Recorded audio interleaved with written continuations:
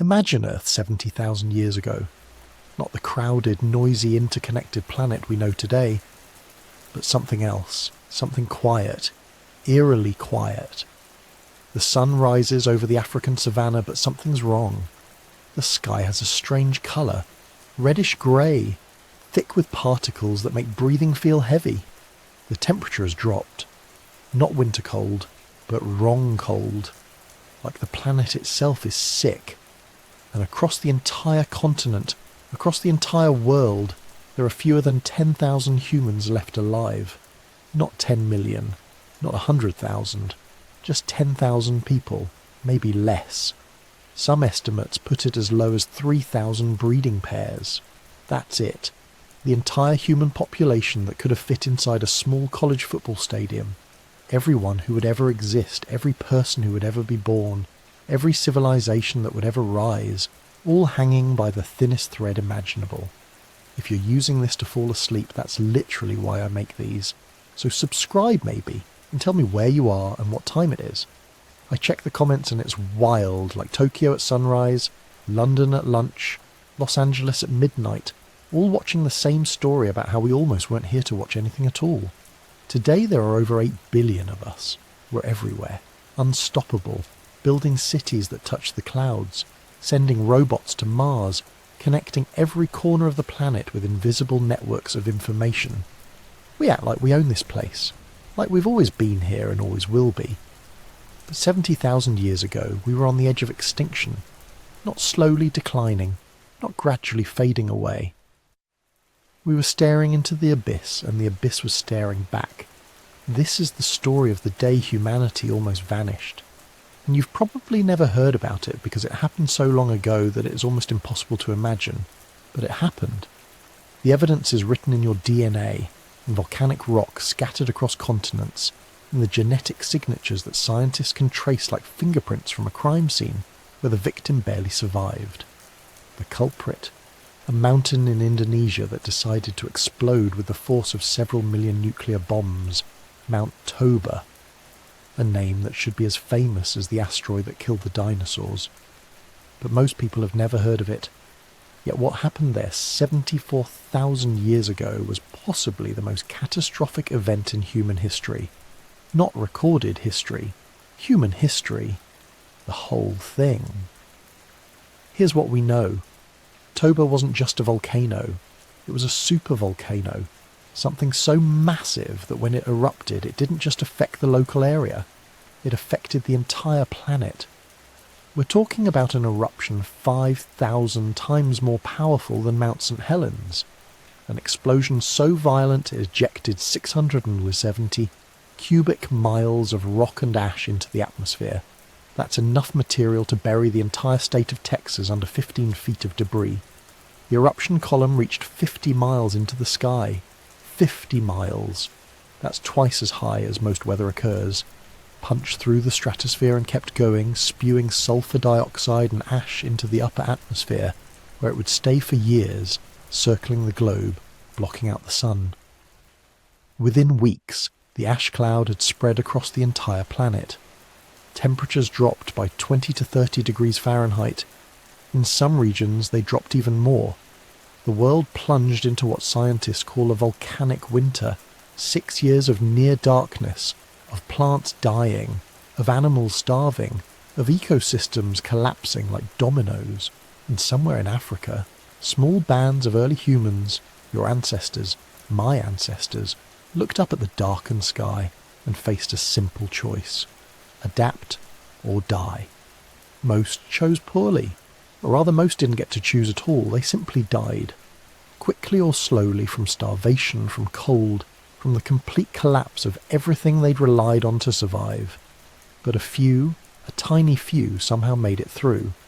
And the evidence of their survival, their desperate struggle through the worst climate catastrophe humans have ever faced, is written in every cell of your body right now.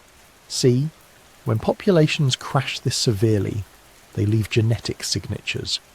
Think of it like this. Imagine you have a library with 100,000 different books. Now imagine a fire destroys 99% of them. You're left with only 1,000 books. Even if you later make copies of those 1,000 books until you have 100,000 again, they're all copies of the same 1,000. The diversity is gone forever. That's what happened to human genetic diversity. Scientists can look at our DNA today, all 8 billion of us, and see that we're remarkably similar. More similar than we should be. More similar than other species that have much smaller populations. Chimpanzees, who number maybe 300,000 in the wild, have far more genetic diversity than all humans combined. That's not normal. That's the signature of a bottleneck. A severe one. For decades, geneticists suspected something had happened in our past. Some event that had reduced human populations to dangerously low levels. But they didn't know what. They didn't know when. And they didn't know how close we'd come to complete extinction. Then they discovered Toba. Or rather, they discovered the layers of volcanic ash buried in ancient soil across Africa, across Asia, across the Middle East. Ash that dated to exactly the same time that the genetic bottleneck occurred. The pieces started falling into place. You know that feeling when you realise how close you came to disaster? Like when you miss a car accident by inches and your heart pounds and you think, that could have been it. That's what happened to our entire species. Except it wasn't a split second. It was years, decades, maybe centuries of barely hanging on while the planet itself seemed determined to kill us. And here's the thing that keeps me up at night. The question that scientists are still trying to answer. How did we survive? What did those few thousand people have that the others didn't? Was it luck? Was it geography? Was it something about the way they thought? The way they cooperated? The way they refused to give up even when giving up would have been so much easier? The answers are buried in volcanic ash, written in genetic code, hidden in archaeological sites that are only now being properly understood. And what we're learning is more than just a story about survival. It's a story about what makes us human.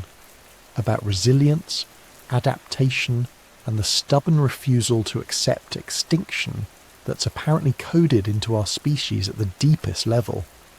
Because we didn't just survive Toba, we went on to become the most successful large mammal on the planet. From fewer than 10,000 individuals scattered across Africa to 8 billion people covering every continent, from the edge of extinction to masters of the world. So how did we do it? Let's start at the beginning, before the sky turned dark, when our ancestors had no idea that everything was about to change forever.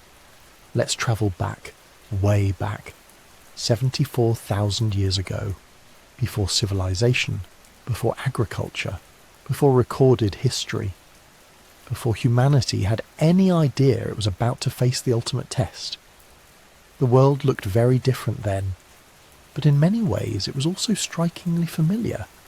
Africa, the birthplace of humanity, was a mosaic of environments that would take your breath away. The savannas stretched endlessly, golden grasslands dotted with acacia trees, their flat-topped crowns silhouetted against brilliant blue skies.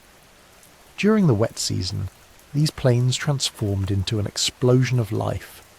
Wildebeest migrations that made the Serengeti look sparse. Elephant herds numbering in the thousands, lions, leopards, hyenas, wild dogs, all hunting the same abundant prey that human hunters depended on. The forests were different, but equally rich. Dense tropical rainforests covered much of Central Africa, their canopies so thick they created permanent twilight at ground level. Rivers carved through these green cathedrals, their banks teeming with hippos, crocodiles, and countless species of fish. For humans who knew how to read the forest, it was a pharmacy and supermarket combined. Fruits, nuts, roots, medicinal plants, all there for the taking if you had the knowledge. The coasts offered their own abundance. Shellfish beds that stretched for miles, tidal pools filled with trapped fish, seabird colonies where eggs could be harvested by the thousands during breeding season. Some human groups had already figured out that the ocean's edge was one of the most reliable food sources on the planet. You might go days without finding game on the savannah, but the tide came in twice a day, every day, bringing food with it. This was the world that cradled early Homo sapiens. Not quite paradise, but close enough. But here's what makes this period so fascinating. Humans weren't alone, not by a long shot. 74,000 years ago, the world was populated by at least 4 distinct human species, maybe more. Think about that. Multiple kinds of humans, all living on the same planet, all competing for the same resources, all trying to survive in a world that didn't care which of them made it. In Africa, Homo sapiens was still relatively new on the scene. Modern humans had emerged somewhere between 300,000 and 200,000 years ago, depending on how you define modern. By 74,000 years ago, we'd been around long enough to spread across most of the African continent, but we were still evolving, still developing the traits that would eventually make us the dominant species. And we weren't even the biggest human population at the time. In Europe and Western Asia, Neanderthals were absolutely thriving. They'd been around for at least 400,000 years, possibly longer.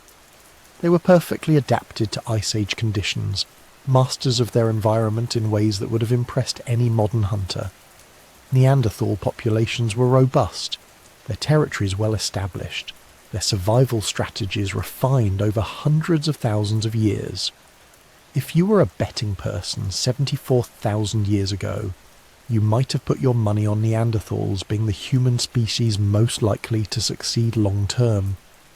They were stronger than Homo sapiens, better adapted to cold climates, and they had a proven track record of surviving through multiple Ice Age cycles. They weren't some primitive precursor to modern humans. They were sophisticated, intelligent, culturally complex apex predators. Further east, across Asia and into the Pacific, Denisovans were doing their own thing. We know less about them because they left fewer fossils, but genetic evidence tells us they were successful, adaptable, and widespread. They'd managed to colonize an enormous range of environments, from the Siberian tundra to tropical Southeast Asian islands. That takes serious survival skills. And then there was Homo erectus, the old-timer of the human family. Erectus had been around for nearly 2 million years. They'd been the first human species to leave Africa, the first to master fire, the first to develop sophisticated hunting strategies. By 74,000 years ago, they were mostly gone from the mainland, outcompeted by younger, more adaptable species. But isolated populations still survived on islands in Indonesia, including the population that would eventually evolve into the famous hobbits of Flora's Island. 4 human species, 4 different evolutionary paths, 4 separate survival strategies, all existing simultaneously on one planet. Now, some of these species occasionally encountered each other. When Homo sapiens began venturing out of Africa, probably in small exploratory groups testing the waters of migration, they would have run into Neanderthals in the Middle East. We know from genetic evidence that they sometimes interbred, but for the most part these species occupied different ecological niches, different territories, different worlds. Back in Africa, where most Homo sapiens lived, life was both simpler and more complex than you might imagine. Let's talk numbers first. How many humans were there? This is where it gets interesting and a little bit terrifying. The best estimates suggest that 74,000 years ago, the total human population across all species might have been somewhere between 1 and 10 million individuals. Maybe, possibly less. That's not a lot. The modern city of New York has more people than existed on the entire planet back then. For Homo sapiens specifically, we're probably talking about a few 100,000 individuals at most, and they weren't concentrated in cities or even large settlements. They were scattered across the African continent in small, isolated groups, separated by vast stretches of hostile terrain. A typical human band in this period would have numbered maybe 20 to 50 individuals, extended family groups basically, grandparents, parents, children, aunts, uncles, cousins, everyone you knew, everyone you would probably ever know in your entire life, living and travelling together. Multiple bands might share a general territory, what anthropologists call a tribe. Maybe 500 people total, spread across an area the size of a small country. You'd encounter other bands occasionally at seasonal gathering spots, water sources during the dry season, places where certain fruits ripened, areas where game naturally congregated. These meetings were crucial. They weren't just social events. They were how you found marriage partners outside your immediate family group, how you traded resources, stone for tools from one region, ochre for body paint from another, information about where the herds were moving, how you maintained relationships that could mean the difference between survival and starvation when times got tough. But most of the time, most bands were on their own. Small groups of humans moving through landscapes that could swallow them whole. Daily life was consumed by the constant search for food. Forget everything you think you know about the leisure of hunter-gatherer existence. That's mostly romantic nonsense, at least for this period. Life was hard work. The men typically were hunters, not every day and not always successfully. Hunting large game was dangerous, exhausting work. You might track an antelope for hours through the savannah heat, only to lose it. Or worse, attract the attention of lions who decided you looked like easier prey. A successful hunt, taking down something substantial like a zebra or a buffalo, was a big deal. Something to celebrate. Meat that would feed the whole band for days. But you couldn't count on big game, so hunters also pursued smaller prey. Rabbits, birds, lizards, anything they could catch with throwing sticks, simple spears, or increasingly sophisticated traps. Every calorie counted. The women, children, and older adults focused on gathering. This was actually where most of the calories came from, most of the time. They knew hundreds of plant species, which ones were edible, which were medicinal, which would kill you if you ate them wrong. They knew where to dig for tubers and roots, how to process toxic nuts to make them safe, when different fruits ripened, how to track bee colonies to their hives for honey. This knowledge was precious, accumulated over generations and passed down through stories, demonstrations, and hard experience. Lose that knowledge, lose someone who knew which mushrooms were safe, and people died. Everyone worked. Children as young as 5 or 6 contributed by collecting berries, catching insects, helping process food. By their teens, they were expected to master the survival skills they'd need as adults. There was no formal schooling, just constant observation and practice. Your education was watching your mother identify medicinal plants, while your father taught you to read animal tracks in the dust. Technology was simple but effective. Stone tools dominated, hand axes shaped from flint or obsidian, scrapers for processing hides, sharp flakes for cutting meat. Creating these tools was a skill that took years to master. You had to understand how different stones fractured, how to control your strikes to create the shape you needed, how to maintain your tools to keep them sharp and functional. Fire was perhaps the most important technology of all. Humans had mastered fire maybe 400,000 years ago, possibly earlier. By 74,000 years ago, every human group knew how to create and maintain it. Fire meant warmth on cold nights. It meant protection from predators. No lion or leopard would willingly approach a campfire. It meant cooked food, which was not only safer but provided more calories and nutrients than raw food. Your body could extract more energy from cooked meat and tubers than raw ones, meaning fire literally increased your food supply without requiring any additional hunting or gathering. Fire also meant community. Evening gatherings around the flames where stories were told, where knowledge was shared, where the day's events were discussed and plans were made for tomorrow, where children learned the oral history of their people, where elders passed down the survival wisdom that kept everyone alive. But don't romanticize it too much. Life expectancy was brutal. Most children didn't survive to adulthood. Infant mortality was probably around 40 to 50%. Disease, accidents, predators, malnutrition all took their toll. If you made it to 15, you had a decent chance of reaching 40 or even 50. But few people saw what we'd consider old age. Women face particularly high risks during childbirth.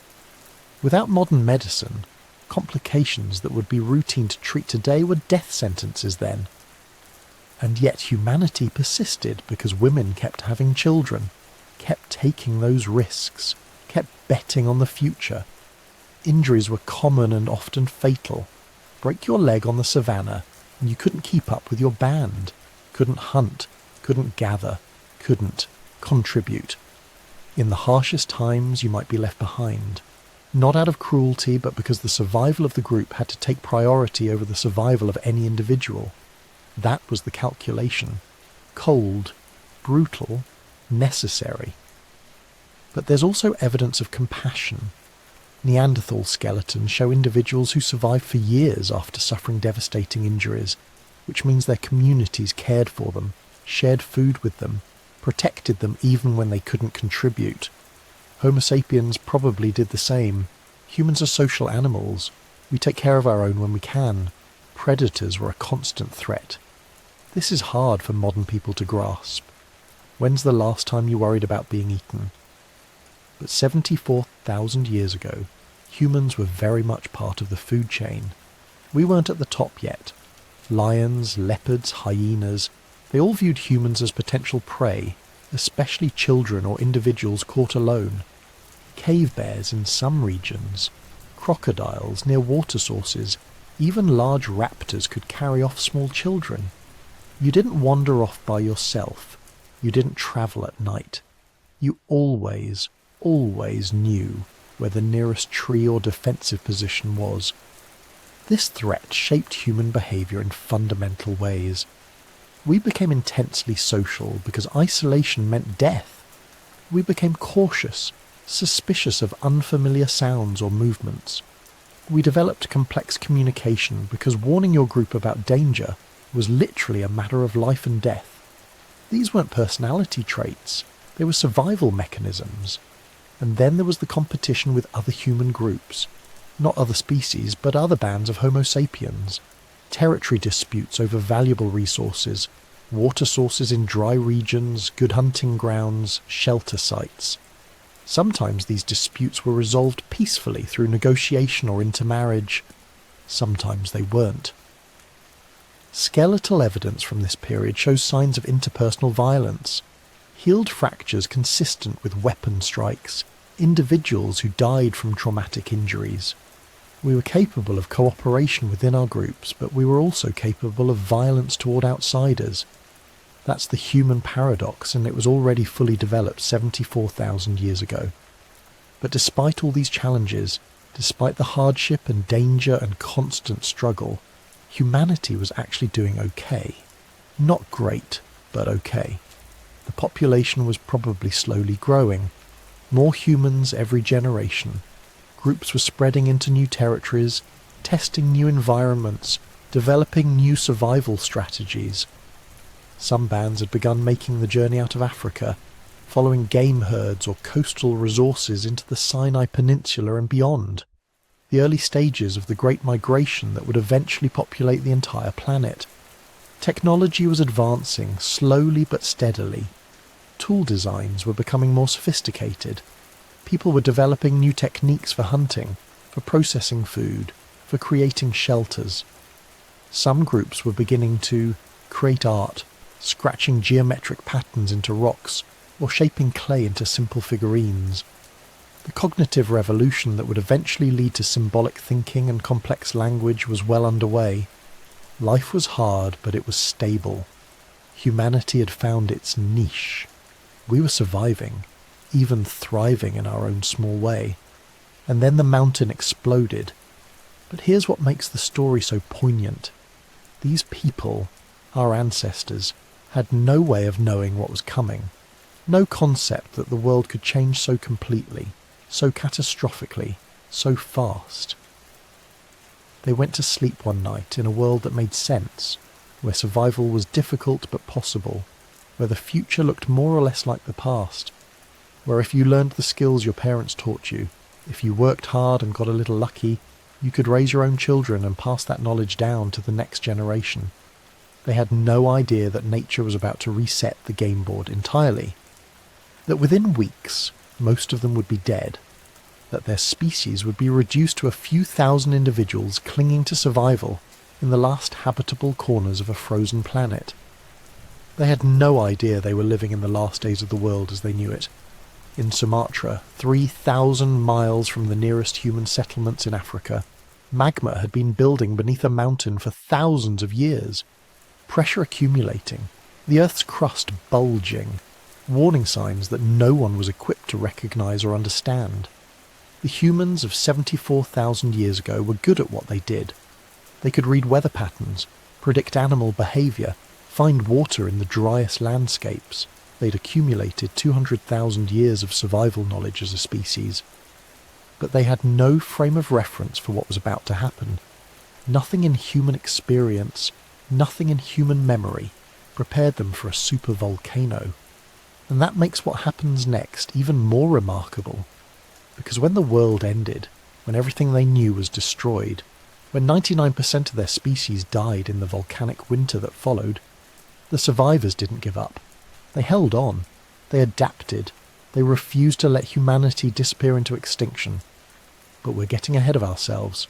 First, we need to understand exactly what happened when Toba woke up, and why it nearly succeeded in wiping us out completely. For thousands of years it had been waiting, hidden beneath tropical paradise, sleeping under layers of dense jungle and volcanic soil so fertile that plants grew with almost violent abundance. The humans living nearby had no idea what lay beneath their feet, no concept that they were building their lives on top of the most dangerous geological feature on Earth. This was Toba, a supervolcano in what we now call Sumatra, Indonesia. And 74,000 years ago it woke up. Now we need to pause here and understand what we mean by supervolcano, because the word gets thrown around a lot, but most people don't really grasp the scale we're talking about. A regular volcano is terrifying enough. Mount Vesuvius buried Pompeii in ash. Krakatoa's 1883 eruption was heard 3,000 miles away. Mount St. Helens blew the top off a mountain and darkened skies across North America. Those were all significant eruptions. Disasters that killed thousands, changed weather patterns, made headlines around the world. But compared to a supervolcano, they're barely a whisper. They're firecrackers next to a nuclear bomb. A supervolcano doesn't just erupt. It doesn't just explode. It detonates with a force that can alter the planet's climate for years, maybe decades. It releases so much material that it creates a crater dozens of kilometres across. It throws so much debris into the atmosphere that it blocks out the sun. And Toba wasn't just any supervolcano. It was one of the largest volcanic events in the last 2 million years. When it finally erupted, it registered as a VEI 8 on the Volcanic Explosivity Index. That's the maximum rating. The scale only goes to 8. There is no 9 or 10. VEI 8 represents eruptions so massive, so catastrophically powerful, that they occur maybe once every 50,000 to 100,000 years. To put this in perspective, Mount St. Helens, which we still talk about as one of the most destructive volcanic events in modern history, was a VEI 5. Toba was 5,000 times more powerful. Not 5 times, not 50 times, 5,000 times more powerful. The numbers almost become meaningless at this scale.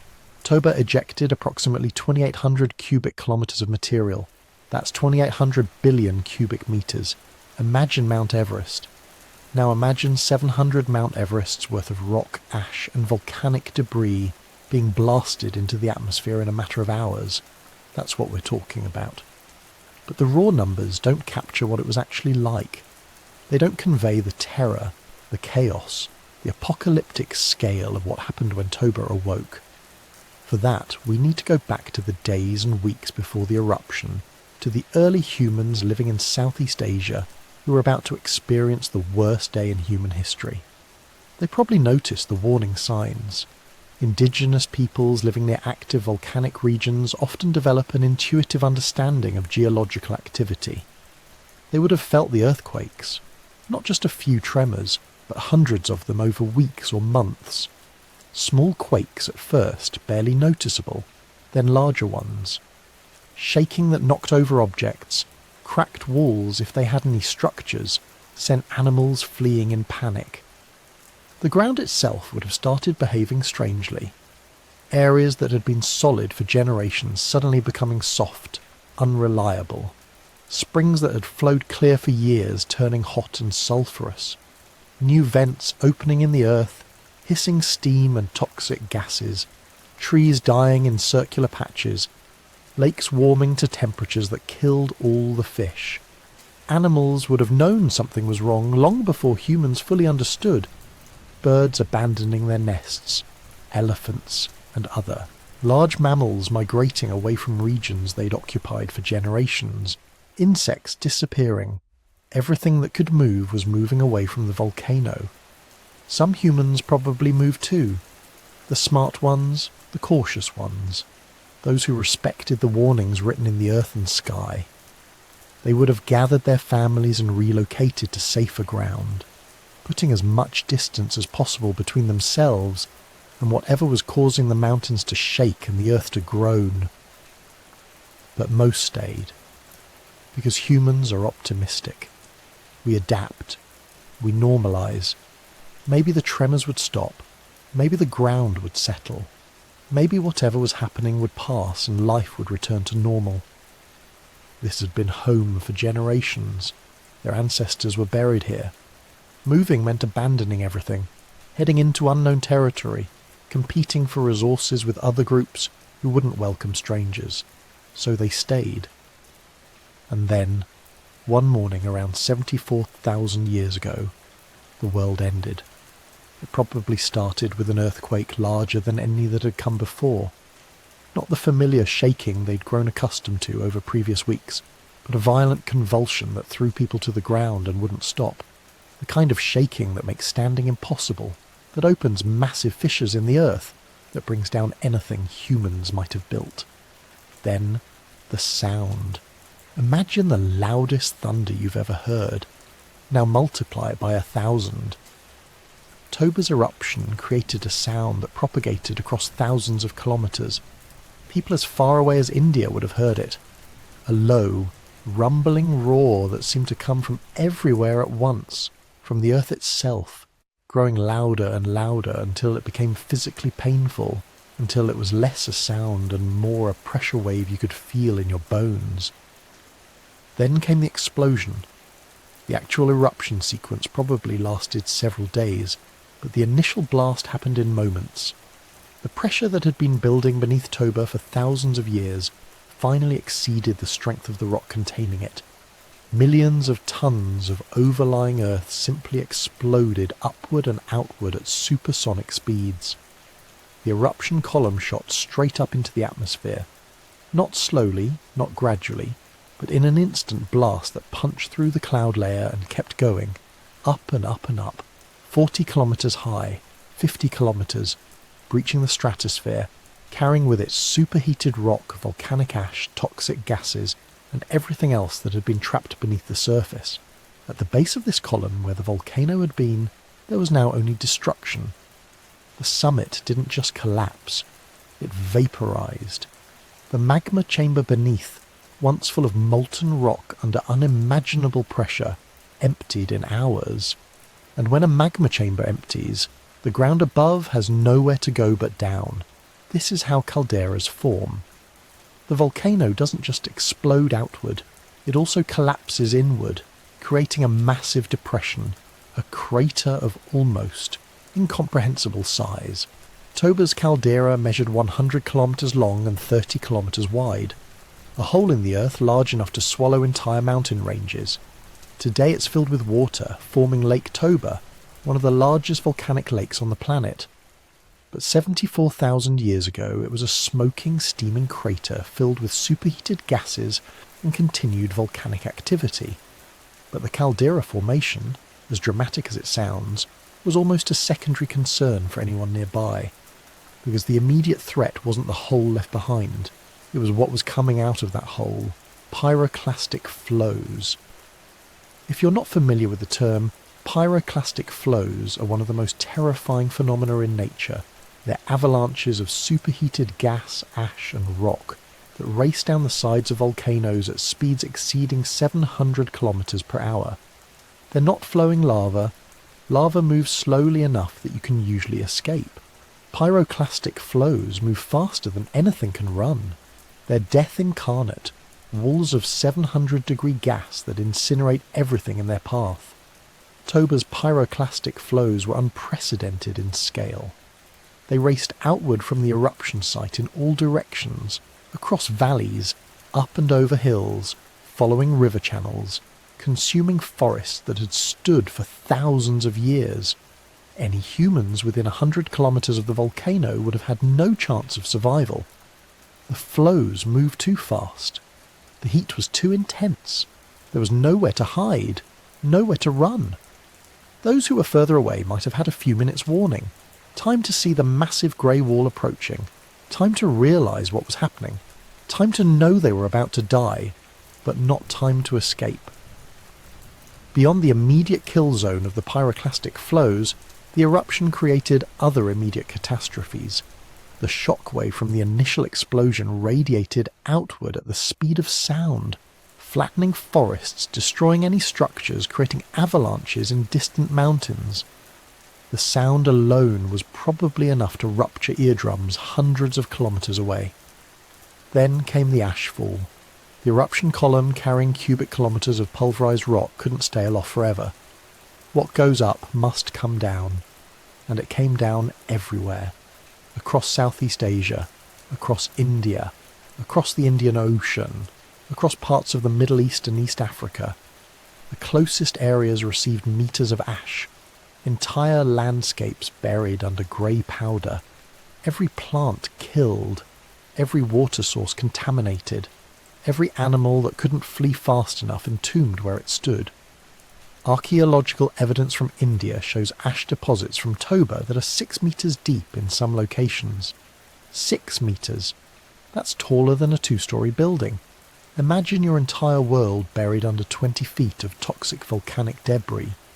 But even in areas that received less ash, the fallout was catastrophic.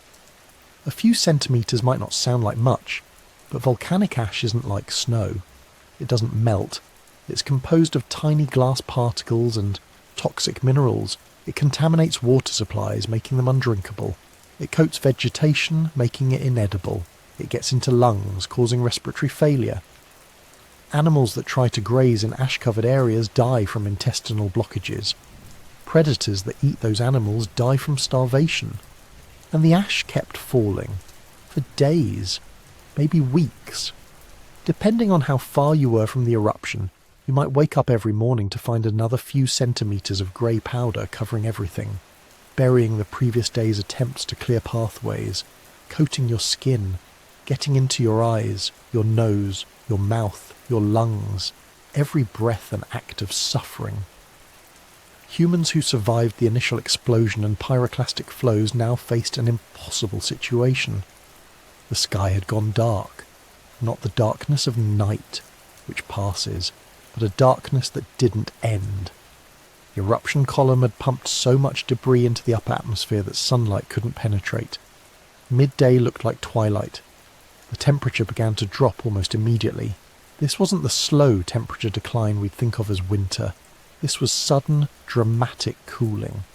The superheated gases from the eruption had actually warmed the atmosphere initially, creating bizarre weather patterns, massive thunderstorms, torrential rains that turned ash into mud flows. But once the gases dispersed and the ash remained, blocking sunlight, temperatures plummeted. Within weeks, regions that had been tropical paradise were experiencing near-freezing temperatures. Plants that had never known cold began dying. Animals that had evolved for warm climates started starving as their food sources disappeared. The entire food web was collapsing in real time, and this was just the beginning. The immediate effects of the eruption, as catastrophic as they were merely the opening act. The real disaster was still unfolding, because Toba had just injected something far more dangerous than ash into the atmosphere. Sulfur dioxide, billions of tons of it, Released from the magma during the eruption, this gas would rise into the stratosphere and react with water vapour to form sulfuric acid droplets. These droplets would create a reflective layer in the upper atmosphere, a mirror that would bounce sunlight back into space before it could warm the Earth's surface. The humans struggling to survive in the immediate aftermath of the eruption couldn't have known this. They couldn't have understood the atmospheric chemistry that was sealing their fate. All they knew was that the darkness wasn't lifting, that the cold was getting worse, that the ash was still falling, that their children were crying from hunger, that the game animals had disappeared, that the plants were dying, that the water sources were toxic. They didn't know that this was going to continue for years. They didn't know they were at the beginning of a volcanic winter that would test human survival like never before. They couldn't have imagined that the eruption they'd just survived was only the first challenge in a crisis that would last for generations. Southeast Asia was now uninhabitable. The regions closest to Toba were buried under meters of ash and would remain barren for decades. The survivors, those who had been far enough away to escape the immediate kill zone but close enough to be affected by the ashfall and climate effects, faced a choice: stay and die, or flee to uncertain sanctuary. Most chose to flee. They had no choice. Moving north into India where the ash was less deep, moving west toward the Middle East, moving east toward China, any direction that led away from the grey wasteland that had once been their home. Small bands of survivors carrying what little they could, leaving behind everything they'd known. But they would soon discover that the eruption's effects weren't localised. The darkness was spreading. The cold was global. The ash was falling across multiple continents. No matter which direction they fled, they were running toward the same catastrophe they were fleeing. Because Toba hadn't just destroyed Southeast Asia, it had triggered a planetary climate crisis that would affect every human population on Earth. The monster had awakened, and now the entire human species would pay the price. The survivors of the eruption itself, those who had escaped the immediate devastation, were about to face something even worse. Because the eruption was over, but the volcanic winter was just beginning. And for the next 6 years the sun would barely shine. The plants would die. The animals would starve. And humanity would be pushed to the absolute edge of extinction. The greatest test in human history was underway, and most of us wouldn't make it. The ash cloud reached the stratosphere in less than an hour, 28 kilometres high, punching through every layer of atmosphere, spreading outward at speeds that would have terrified anyone watching. But nobody was watching from a distance. The humans near Toba were already dead or dying. The ones far enough away to survive the initial blast had no idea what was coming. Within 48 hours, the ash cloud had circled the equator. Within a week, it had reached both poles.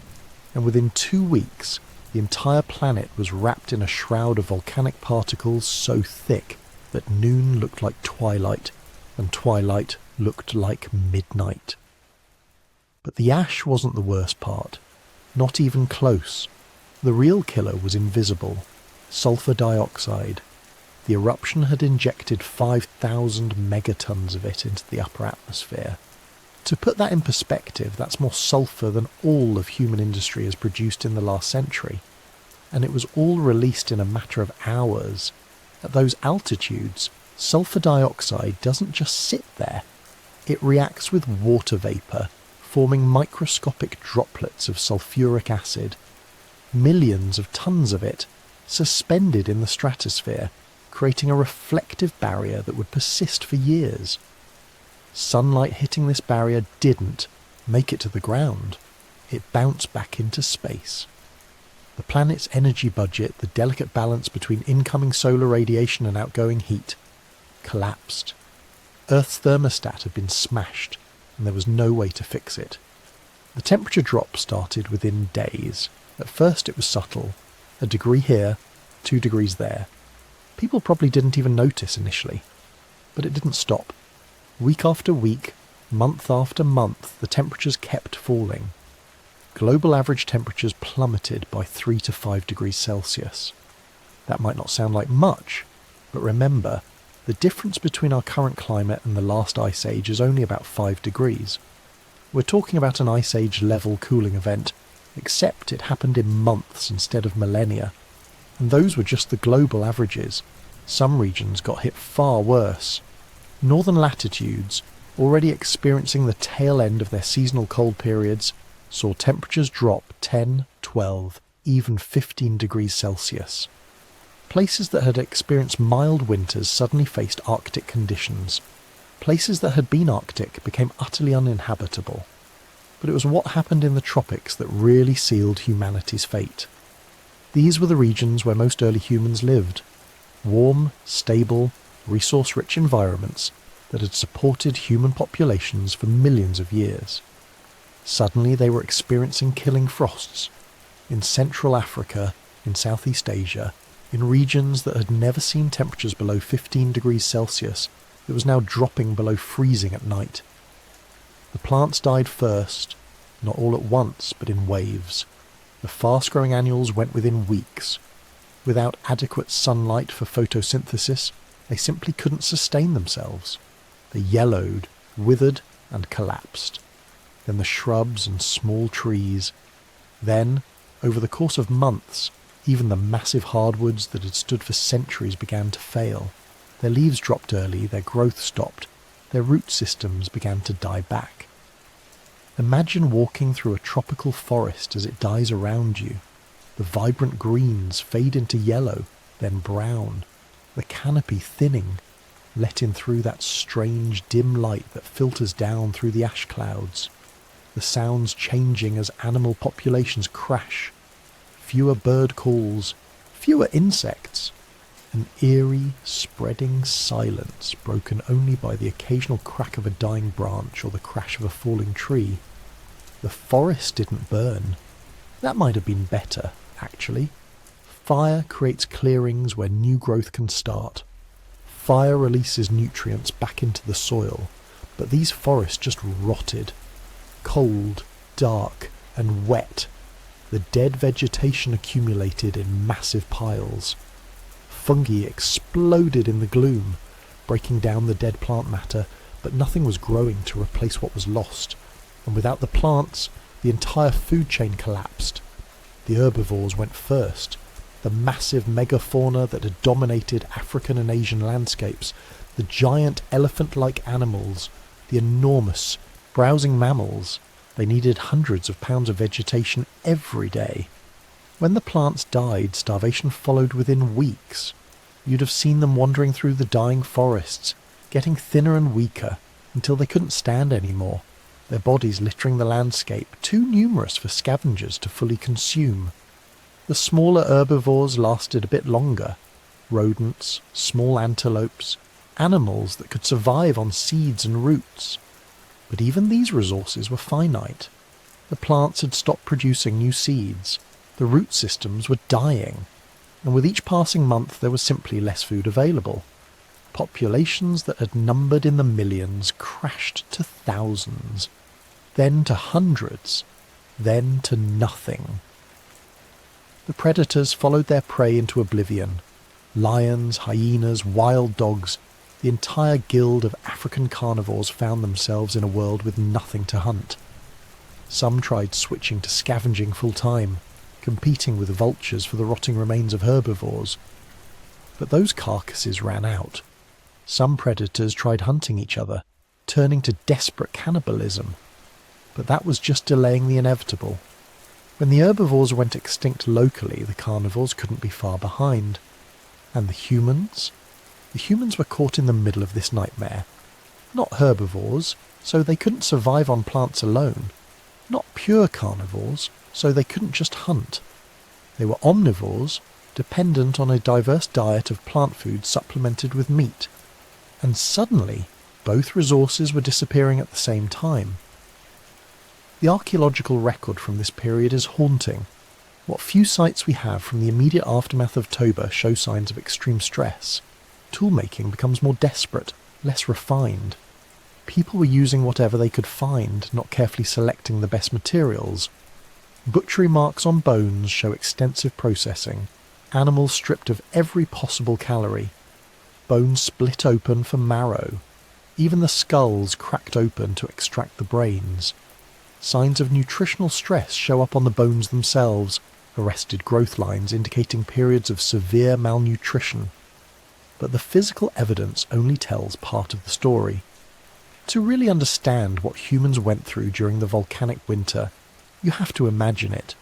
You're living in a world that has become fundamentally hostile to life.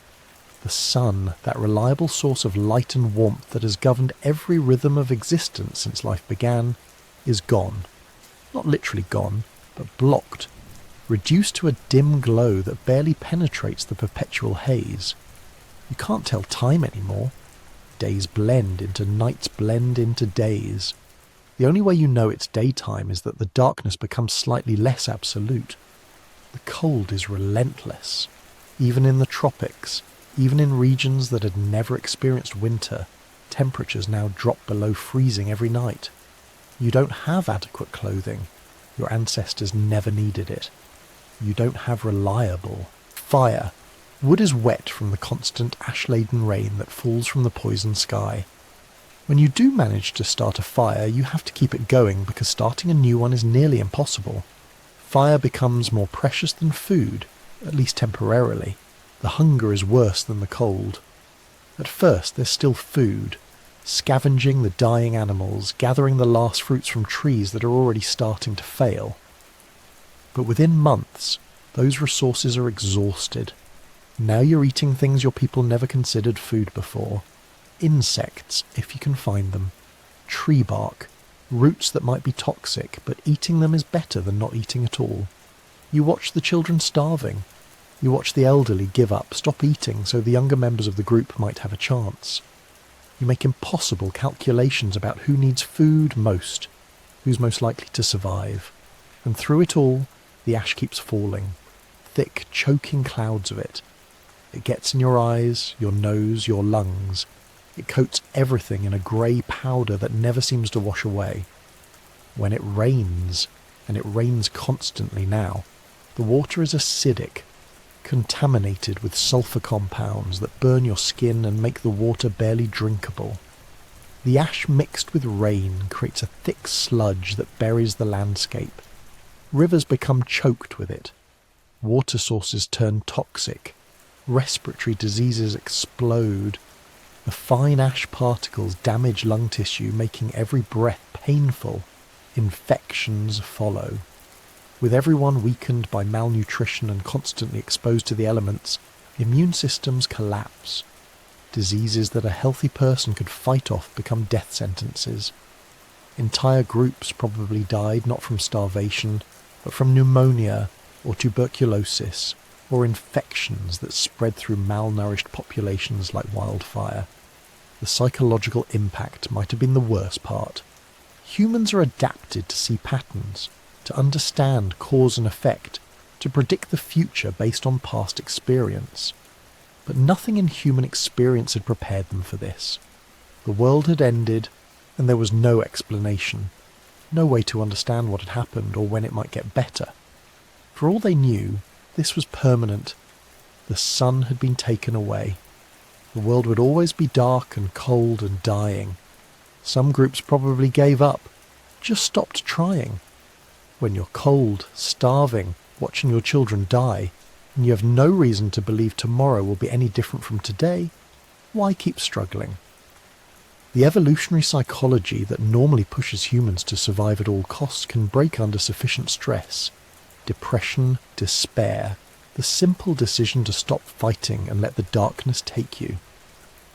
But some didn't give up. Somehow, some groups found the will to keep going. And more than that, they found ways to adapt to conditions that should have been unsurvivable. This is where the story becomes less about climate and more about human ingenuity. Because the volcanic winter didn't last forever, but it lasted long enough that simple endurance wasn't sufficient. The people who survived didn't just wait it out. They invented new survival strategies. Some groups migrated, following the retreating warm zones, moving toward the equator or to coastal areas where the ocean's thermal mass helped moderate temperature extremes. These migrations were desperate affairs, walking for weeks or months through landscapes empty of food, hoping to find something better on the other side. Many migration attempts must have failed. Groups walking into territories already occupied by other desperate humans. Groups running out of food before reaching their destinations. Groups getting lost in the perpetual twilight and never finding their way.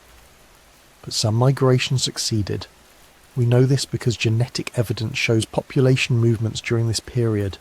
Small groups that managed to reach refugia, isolated pockets where conditions were slightly less catastrophic. River valleys that still had water, coastal areas where shellfish could still be harvested, cave systems that provided shelter from the cold and the ash. Other groups stayed in place but radically changed how they survived. They became dietary specialists in ways their ancestors never had been.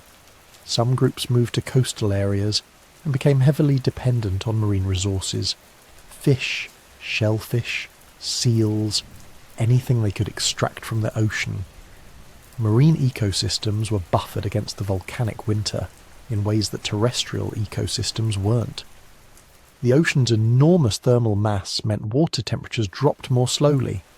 Photosynthesis might have been reduced, but it didn't stop entirely in the upper layers of the ocean. Marine food chains were stressed, but not completely broken. Other groups became extreme scavengers, following the die-offs of large animals and living off the carrion. This was a dangerous strategy. Spoiled meat could kill you. Competition with other scavengers, both human and animal, could get violent. But for groups that could master the art of finding and processing carcasses quickly, it provided a temporary food source while they developed other strategies.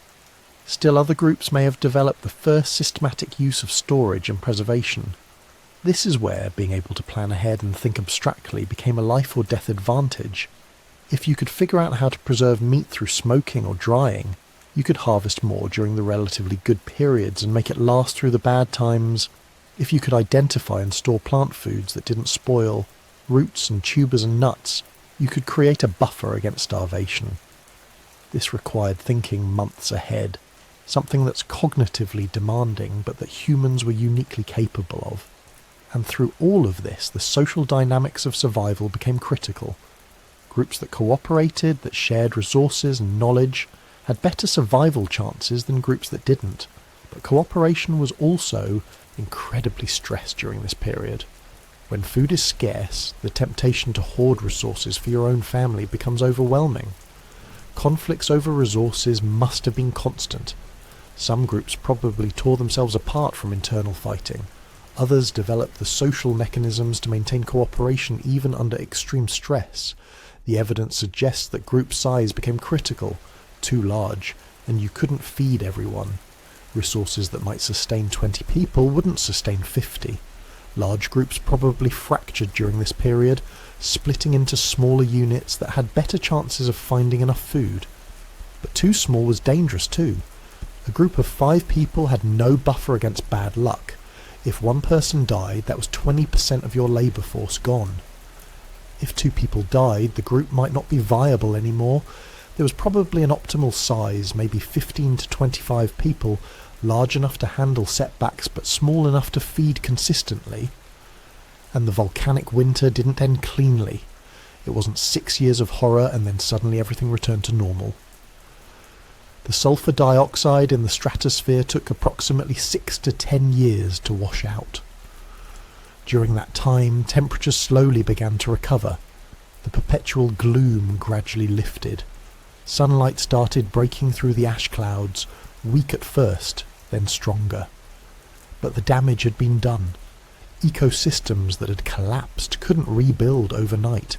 It takes years for forests to regrow, decades for large animal populations to recover, generations for complex food webs to re-establish themselves. And the climate didn't just return to pre-eruption conditions. The massive injection of volcanic gases had altered atmospheric chemistry in ways that persisted for centuries. What followed the volcanic winter was a 1,000-year cooling period, not as severe as the immediate aftermath of the eruption, but significantly colder than what had come before.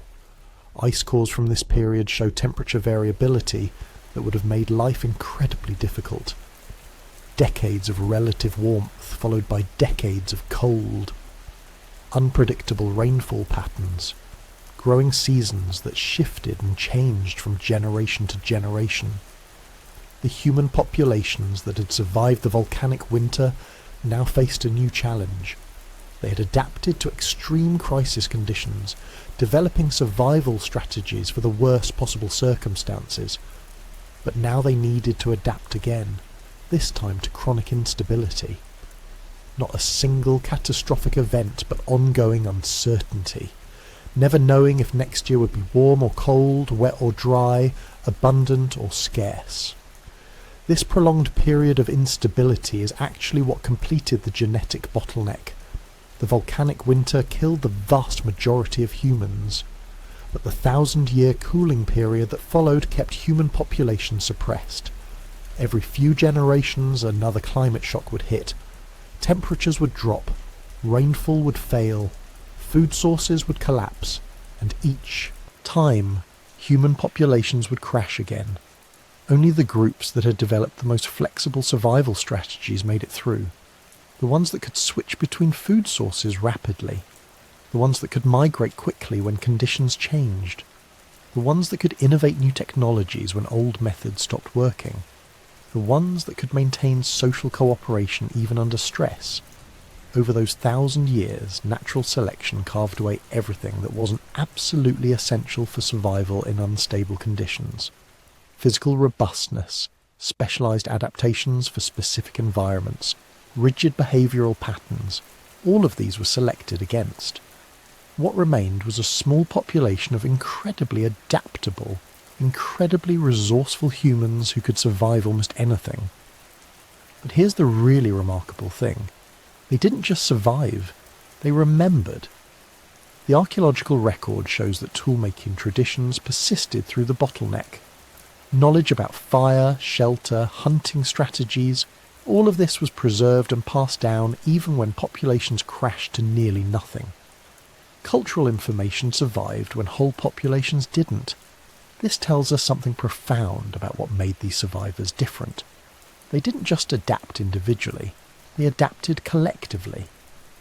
Groups that could preserve and transmit knowledge across generations had survival advantages that groups without these capabilities didn't.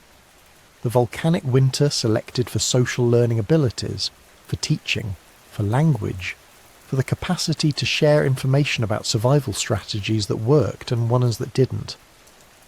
By the time the 1,000-year cooling period finally ended, around 69,000 years ago, the human population had been through a filter unlike anything experienced by any other species.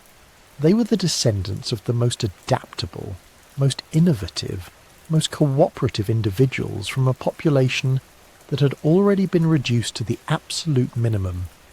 They carried in their genes and in their cultural knowledge the lessons of the longest, most brutal survival test in human history, and they were about to explode across the planet. But before we get to that expansion, we need to understand exactly what the bottleneck did to human genetics.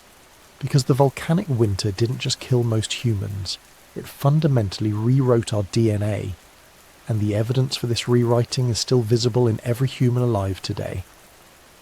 In 1995, a geneticist at Stanford University made a discovery that would change everything we thought we knew about human history. His name was Luigi Luca Cavalli-Sforza, and he was doing something that sounds pretty straightforward.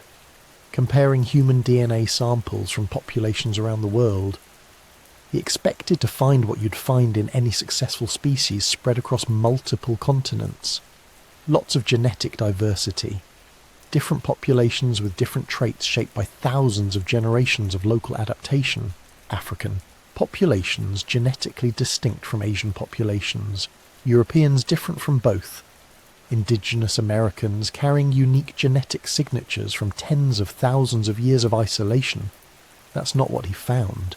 Instead, he discovered something that made absolutely no sense. Humans, despite living on 6 continents, despite encompassing billions of individuals, despite occupying nearly every ecosystem on the planet, from Arctic tundra to tropical rainforests, had remarkably little genetic diversity. In fact, we had suspiciously little genetic diversity, the kind of low diversity you'd expect from a species that had recently been pushed to the brink of extinction. Other researchers began looking deeper, and the pattern held up. No matter which genetic markers they examined, no matter which populations they sampled, the result was the same. All humans everywhere were incredibly closely related, more closely related than they had any right to be. Then came the really shocking part. When geneticists compared human genetic diversity to our closest relatives, the numbers became absolutely bizarre.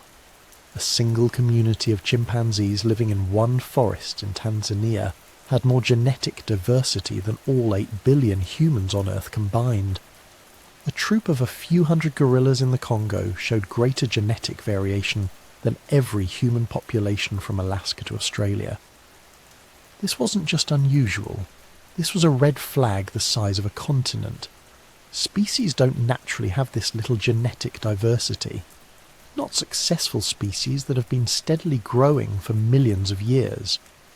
The only time you see genetic patterns like this is when a species has gone through what population geneticists call a bottleneck, a catastrophic population crash that kills off most of the genetic diversity, leaving only a tiny remnant to rebuild the entire species.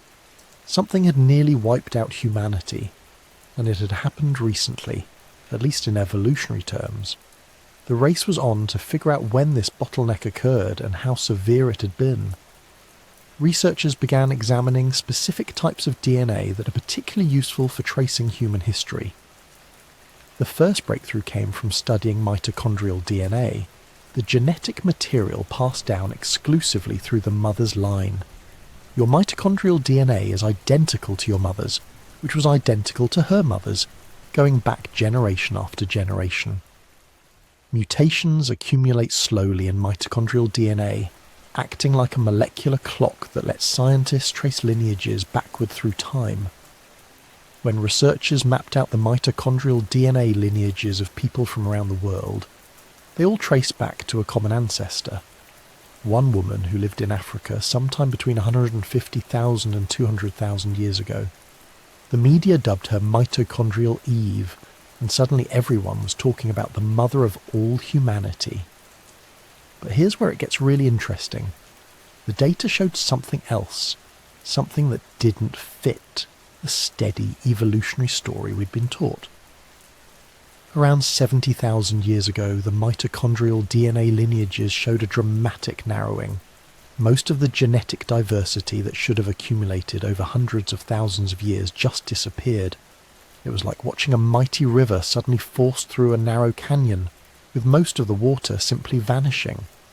Then researchers looked at Y chromosome DNA, which traces paternal lineages the same way mitochondrial DNA traces maternal ones. They found the exact same pattern. All human Y chromosomes traced back to a common ancestor, Y chromosomal Adam, who lived somewhere between 200,000 and 300,000 years ago. And right around 70,000 years ago, boom! Another dramatic bottleneck. The genetic diversity narrowed to almost nothing before slowly expanding again. The pieces were falling into place. Both maternal and paternal lineages showed the same catastrophic population collapse at the same time, 70,000 years ago, the same time Toba erupted. But how severe was this bottleneck? How close did humanity come to extinction? This is where the numbers get truly terrifying. By comparing the amount of genetic diversity in modern humans to the rate at which new mutations accumulate, geneticists could estimate how many breeding individuals survived the bottleneck. The calculations varied depending on which genetic markers were used and which mathematical models were applied, but they all pointed to the same horrifying conclusion. The global human population crashed to somewhere between 3,000 and 10,000 individuals. Some estimates went even lower, suggesting perhaps as few as 1,000 breeding pairs.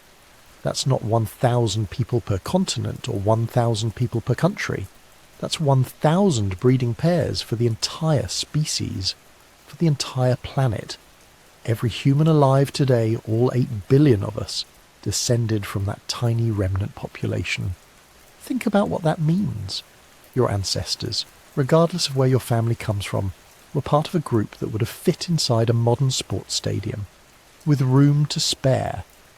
That's how close we came to joining the 99% of species that have ever existed and then gone extinct. But the genetic evidence revealed something even more remarkable. It wasn't just that the population crashed, it stayed crashed for thousands of years. This wasn't a brief disaster followed by rapid recovery. The genetic signatures suggested the human population remained dangerously low for somewhere between 10,000 and 100,000 years after the initial bottleneck. That's not a single catastrophic event. That's a prolonged survival crisis that lasted longer than all of recorded human history. Generation after generation, our ancestors lived on the knife's edge of extinction. Any additional disaster, disease outbreak, drought, or conflict between groups could have finished the job. The fact that we're here at all means those survivors got incredibly lucky, or incredibly resourceful, or most likely both, again and again for thousands of generations. The genetic evidence shows up in other ways too. Specific mutations that are found in all human populations worldwide must have been present in that bottleneck population. Everyone carries them, because everyone descended from ancestors who survived the catastrophe. One of the most fascinating examples involves the gene for the FOXP2 protein, which plays a crucial role in language ability. All humans share virtually identical versions of this gene, with mutations that appear to have been under strong selection pressure around the time of the bottleneck. This suggests that during the survival crisis, the ability to communicate effectively became critical. Groups that could coordinate their survival strategies, share information about resources and dangers, and pass complex knowledge to the next generation had massive advantages over groups that couldn't. Over thousands of years of desperate survival, natural selection refined human communication abilities in ways that would have taken millions of years under normal circumstances.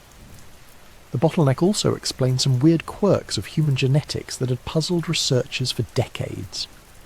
We have remarkably few rare genetic variants compared to other species.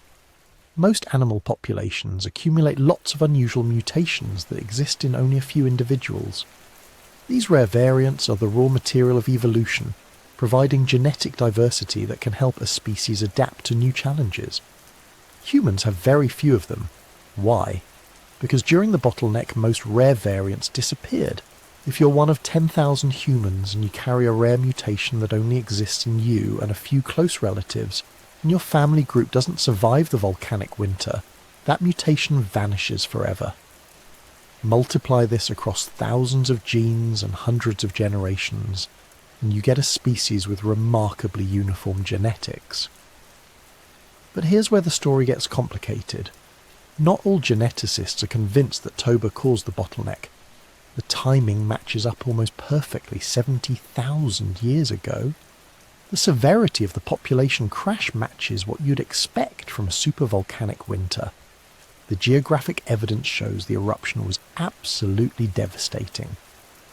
But correlation isn't causation, and some researchers think the genetic evidence might be telling a different story. The main problem is uncertainty in the genetic clock.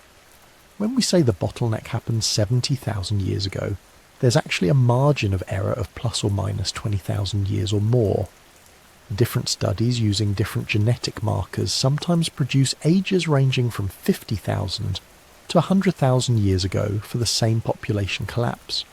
Some of these dates don't line up perfectly with the Toba eruption. Then there's the question of whether one event, even a supervolcanic eruption, could really reduce the entire global human population to a few thousand individuals. Critics point out that humans lived in Africa, Europe and Asia at the time. For one catastrophe to nearly exterminate populations on 3 continents simultaneously would require environmental impacts of unprecedented severity. Some researchers have proposed alternative explanations. Maybe the bottleneck wasn't caused by a single catastrophic event, but by a longer period of harsh climate conditions. The period between 70,000 and 60,000 years ago was marked by intense cold phases during the Ice Age. Perhaps the global human population was slowly squeezed by expanding glaciers, shrinking habitable zones, and declining food resources over thousands of years. Others suggest disease might have played a role. A pandemic sweeping through small, scattered human populations could have decimated group after group, leaving only isolated survivors. The genetic signatures would look similar to those caused by an environmental catastrophe, but the mechanism would be completely different. There's also the multi-catastrophe theory. Maybe humanity faced not one, but several near-extinction events in rapid succession. Toba erupts, causing immediate devastation. Then, while populations are still recovering, a second climate disaster hits. Then disease outbreaks. Then conflicts over shrinking resources. Each event kills off more genetic diversity until only the toughest, luckiest, or most adaptable groups remain. The debate continues among researchers, but here's what everyone agrees on. Something catastrophic happened to humanity around 70,000 years ago. The genetic evidence is unambiguous. Our species went through a severe population bottleneck that reduced genetic diversity to levels seen only in endangered species. Whether Toba was the primary cause, a contributing factor, or just coincidental timing, the result was the same. Humanity came dangerously close to extinction. But the genetic evidence tells us something else, something even more profound than the near disaster itself. It reveals the incredible unity of the human species. Every person alive today is related to every other person alive today through ancestors who lived just 2,000 to 3,000 generations ago. That's nothing in evolutionary terms, it's a blink of an eye.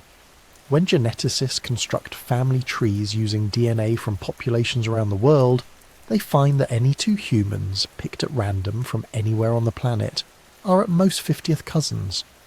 Most are much more closely related than that. If you're of European descent, you share ancestors with every other European within the last 1,000 years. If you go back 300 to 400 years, everyone alive today of any ancestry shares at least one common ancestor. This is mind-blowing when you think about it. The genetic differences that we focus on, skin colour, facial features, hair texture, these are incredibly superficial variations that developed only in the last few tens of thousands of years as human populations adapted to different climates. Underneath those surface differences, we're all carrying the genetic legacy of those bottleneck survivors. We're all members of the same family tree, all descendants of the same small group that refused to let humanity die. The genetic evidence even shows us where those survivors lived. The highest genetic diversity in modern humans is found in African populations, particularly in southern and eastern Africa. This suggests that the primary bottleneck refuges, the places where human population survived in the greatest numbers, were located there. Some groups might have survived elsewhere in small isolated pockets, but the main reservoir of human genetic diversity made it through in Africa. This makes sense when you think about the Toba eruption's likely impacts. Africa, particularly equatorial and southern regions, would have been the furthest from the eruption site. While ashfall and cooling would have affected the entire planet, African populations would have experienced less immediate devastation than groups close to the eruption in Southeast Asia. They would have had more time to adapt, more opportunities to find refuge, and better chances of maintaining viable population sizes. But they still suffered catastrophically. Even the populations that were furthest from the disaster, most sheltered from the immediate effects, and best positioned to survive, still lost most of their genetic diversity. This tells us the Toba winter wasn't just bad. It was globally catastrophic on a scale almost impossible to comprehend. The genetic bottleneck also explains why humans show such little physical variation compared to other widespread species. Bears living on different continents look radically different from each other. Asian elephants and African elephants are separate species, but humans from Africa, Asia, Europe and the Americas, despite tens of thousands of years of geographic separation, can all interbreed and produce fertile offspring. We're all still essentially the same species, because we all descend from the same recent common ancestor population. More recent genetic studies using advanced sequencing techniques have revealed even more details about the bottleneck and its aftermath. Researchers can now identify specific genes that show evidence of selection during and after the population crash. These are genes where certain variants became nearly universal in human populations, suggesting they provided crucial survival advantages during the crisis. Some of these genes are involved in immune function, suggesting disease resistance became critically important during the bottleneck period. Others affect metabolism, particularly the ability to process different food sources efficiently. When your usual food supply disappears under volcanic ash and climate chaos, the ability to extract nutrition from alternative sources becomes a matter of life and death. Still others involve brain development and cognitive function. This supports the idea that intelligence, problem-solving ability, and social cooperation were key factors in determining which humans survived and which didn't. The bottleneck wasn't random. It wasn't just bad luck that killed off 90% or more of humanity. It was a brutal selection event that favoured specific traits, and those traits are still with us today. Perhaps the most important insight from the genetic evidence is this: we are all survivors, not metaphorically, literally. Every single person alive today carries genes that made it through the most severe survival test in human history. Your ancestors, whoever they were, wherever they lived, survived when the world turned dark and cold and deadly. They survived when food disappeared. They survived when civilizations that had existed for hundreds of thousands of years collapsed. They survived when their neighbours, their rivals, and probably most of their own families died. They were the toughest, smartest, luckiest, or most cooperative members of their groups. They were the ones who figured out how to find food in the darkness, the ones who kept their families alive through the endless winters, the ones who maintained hope when everything suggested humanity's time on Earth was finished. And then, when the volcanic winter finally ended and the world began to recover, they were the ones who rebuilt. They passed their survival genes, their resilience, their adaptability, and their determination down through 70,000 years and 2,000 generations to reach you. That's your genetic inheritance. That's written in every cell of your body. You are the product of the greatest survival story in human history, and the evidence is literally coded into your DNA. But the story doesn't end with survival, because what happened next, what those bottleneck survivors did as the world recovered, would determine not just whether humanity survived, but whether we would thrive, expand, and eventually dominate the entire planet.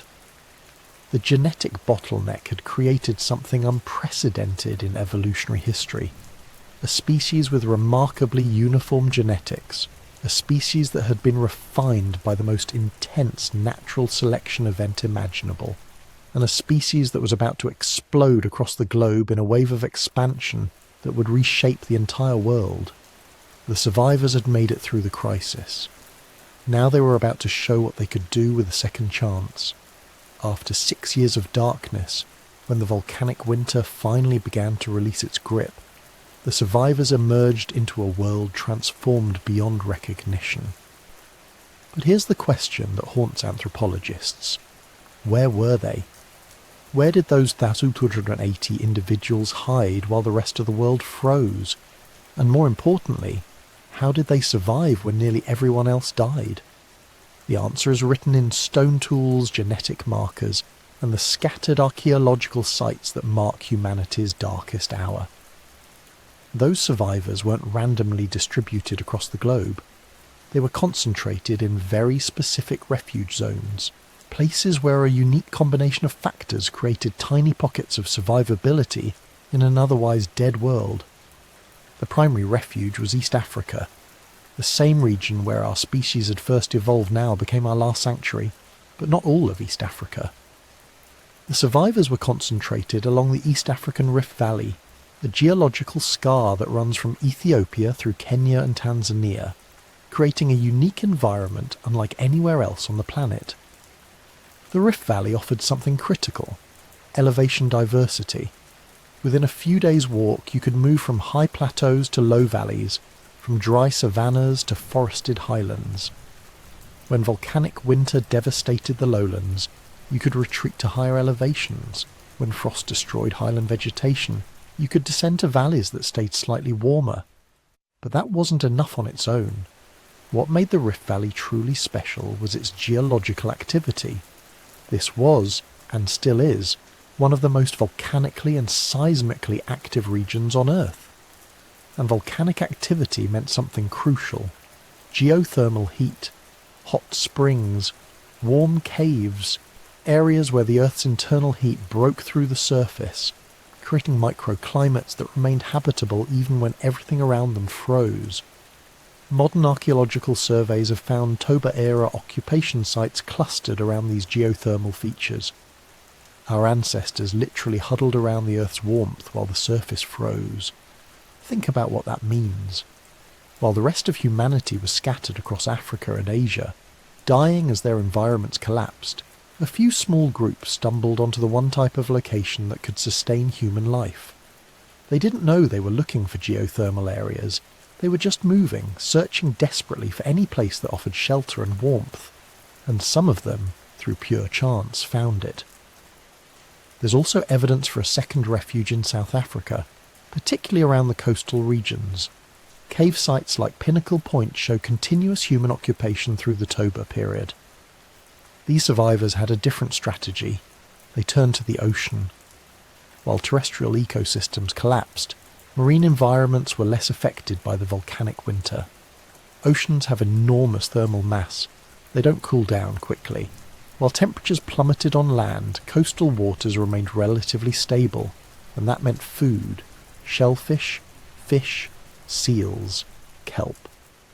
The South African coast offered a buffer of resources that could sustain small populations even when land-based hunting and gathering became impossible. Archaeological evidence from this period shows a dramatic increase in marine resource exploitation. Shell middens, fish bones, tools specifically designed for processing seafood. These coastal survivors were doing something unprecedented in human history. They were becoming specialized marine foragers, developing the skills and technologies to exploit an entirely new food source. Not because they wanted to, because they had to. The land had failed them. The ocean was all that was left. But both groups, whether they were clustered around East African hot springs or sheltering in the South African coastal caves, faced the same brutal reality. The world outside their refuges was a death trap. They couldn't range far from their safe zones. They couldn't follow migrating herds anymore because there were no herds to follow. They couldn't gather plant foods from wide territories because the plants were dead. They were trapped, confined to tiny pockets of habitability in a frozen wasteland. And that confinement created unprecedented evolutionary pressure. Let's talk about what daily survival looked like during those years of darkness. Because understanding the specific challenges these people faced helps us understand the adaptations they developed, the traits that would eventually separate us from every other human species that had ever existed. First, shelter. In volcanic winter conditions, you die without it. Exposure kills you in hours, not days. Our ancestors became cave dwellers not by choice, but by necessity. Archaeological sites from this period show evidence of semi-permanent cave occupation. These weren't temporary shelters used for a night or two. These were home bases occupied continuously for years, maybe decades. But caves present their own challenges. They're cold, dark, often damp.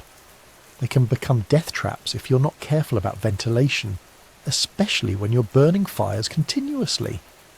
The survivors had to learn cave management, how to position fires for maximum heat and minimum smoke buildup, where to sleep to stay warm but avoid carbon monoxide poisoning, how to keep the cave entrance defensible against predators that were also seeking shelter. Second, fire. This wasn't optional. Without fire, you freeze. Without fire, you can't cook food. And during a period of food scarcity, being able to extract maximum nutrition from whatever you can find becomes a matter of life and death. The survivors became obsessive about fire maintenance. Archaeological evidence shows hearths that burned continuously for years. We're not talking about lighting a new fire every evening. We're talking about maintaining fires that never went out, protecting coals with religious fervour, because losing your fire could mean losing everything. Think about the organisational challenge that represents. Someone had to tend the fire constantly. Someone had to gather fuel. And during the volcanic winter, wood was scarce and often wet. They probably burned bone, dried grass, animal fat, anything that would produce heat.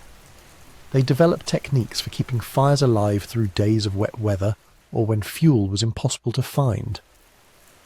The ability to maintain fire under these conditions required planning, cooperation, and probably ritual. Many anthropologists think this period is when fire maintenance became ceremonial in human cultures. Its year was too important to leave to chance. It had to be protected by social rules, by designated firekeepers, by traditions that ensured the flames never died. Third, hunting. The megafauna that had once provided reliable food sources were dying off. The massive herds that our ancestors had followed for hundreds of thousands of years were gone, starved by the lack of vegetation or frozen by the impossible cold. But some animals survived, and the human survivors had to find them. The archaeological record shows something remarkable. Stone tools from the Toba period and immediately after become dramatically more sophisticated. We see the emergence of composite tools, weapons made from multiple materials carefully joined together. Spear points hafted with plant resin and sinew, creating weapons that were more deadly, more reliable, easier to repair. This wasn't gradual evolution of technology. This was rapid innovation under extreme pressure. When every hunt matters, when failure means your family starves, you get very good at making weapons that work. The survivors became master hunters, not because they were naturally gifted, but because the alternative was death. They also started hunting more strategically. Instead of following herds opportunistically, they learned to predict animal movements, to identify the few remaining areas where prey might concentrate. Water sources, salt licks, the rare patches of surviving vegetation. They learned to read landscapes in new ways, to think like the animals they hunted, and they learned to hunt cooperatively in ways that required unprecedented coordination. Taking down a mammoth or woolly rhino with stone-tipped spears requires perfect timing, strategic positioning, mutual trust. One person makes a mistake, and everyone dies. One person panics, and the hunt fails. The survivors developed coordination abilities that went far beyond anything their ancestors had achieved. Fourth, plant foods. When you think about human survival, hunting gets all the attention, but plant foods have always been the staple of human diets. The problem? During volcanic winter, plants died, but not all of them, not everywhere. The survivors became expert botanists. They learned to identify the few plant species that could survive low light and cold temperatures. They learned to exploit underground storage organs, roots and tubers that remained viable even when the surface vegetation died. They learned to process toxic plants that their ancestors had avoided, using fire and water to leach out poisons, expanding their edible food base. Archaeological sites show evidence of processing tools becoming more common, grinding stones, pounding rocks, tools specifically designed to break down plant materials that couldn't be eaten raw. This suggests our ancestors were spending significant time and energy processing plants to extract every possible calorie.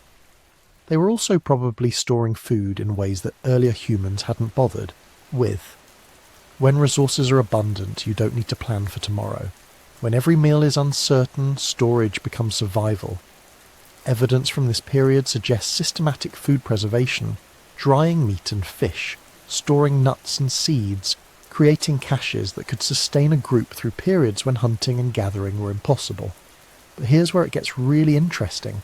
All these survival adaptations, the cave management, the fire maintenance, the sophisticated hunting, the botanical knowledge, the food processing and storage, none of it works unless the group cooperates perfectly. This is where the bottleneck created its most profound evolutionary effect.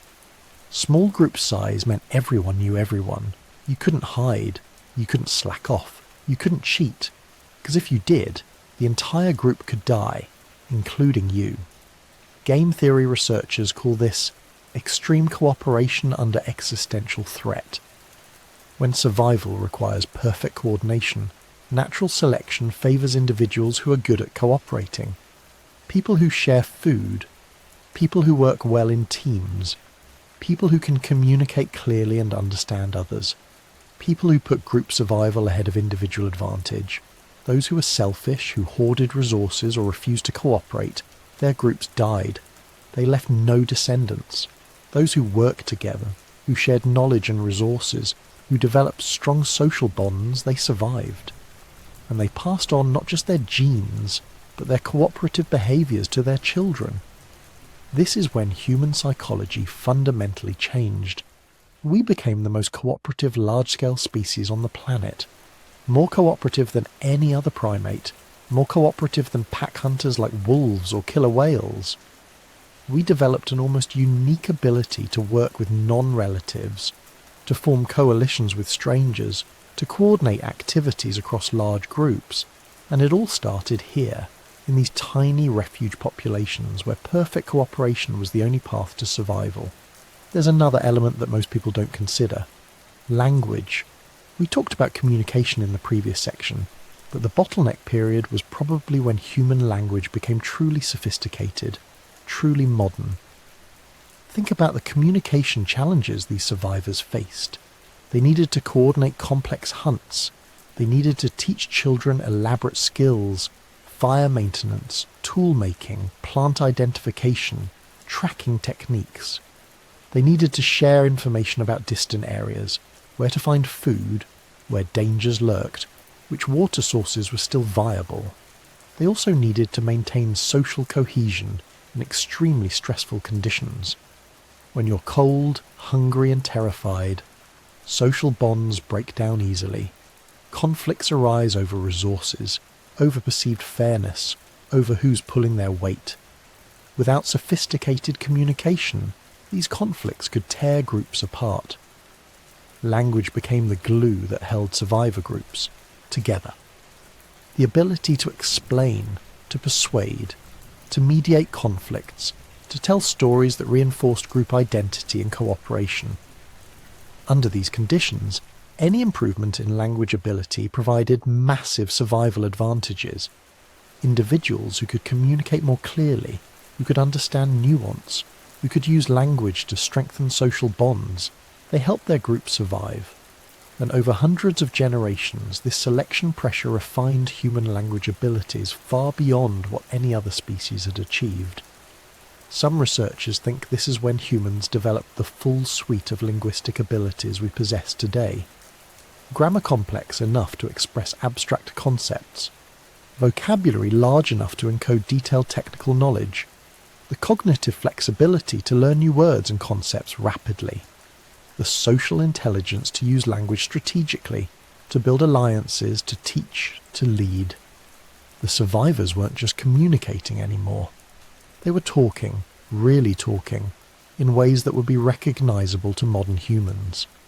But perhaps the most important adaptation was psychological. The survivors developed what psychologists call stress tolerance and future-oriented thinking. They had to be able to function under constant pressure without breaking down. They had to be able to plan ahead, to delay gratification, to make decisions based on long-term consequences rather than immediate needs. This represents a massive shift in human cognition. Earlier humans, like most animals, lived largely in the present. They responded to immediate needs and opportunities. The bottleneck survivors had to think differently. They had to imagine future scenarios, plan for contingencies, make strategic decisions that might not pay off for weeks or months. The person who ate all the stored food today might be comfortable tonight, but their group would starve tomorrow. The person who maintained the fire even when they were exhausted ensured their family survived the next cold snap. The person who shared their kill, even when they were hungry, strengthened bonds that would save their life later. This future-oriented, strategic thinking became hardwired into human psychology. We became the species that plans, that imagines, that sacrifices now for benefits later. And it started as a survival adaptation during the darkest period in human history. The recovery was agonizingly slow. Even after the volcanic winter ended, after the skies cleared and temperatures began to rise, the world remained devastated. Ecosystems don't bounce back overnight. Forests take decades to regrow. Grasslands need years to recover. Animal populations, decimated by the die-off, required generations to rebuild. Archaeological evidence suggests the first few thousand years after Toba were almost as challenging as the volcanic winter itself. Resources remained scarce. Competition for what was available was fierce. Survivor populations remained small, probably never, more than a few hundred individuals in any given region. But something had changed in those survivors. The traits that had carried them through the crisis, the cooperation, the innovation, the communication abilities, the strategic thinking, these weren't temporary adaptations. They had become fundamental to human nature. And slowly, painfully, the population began to grow.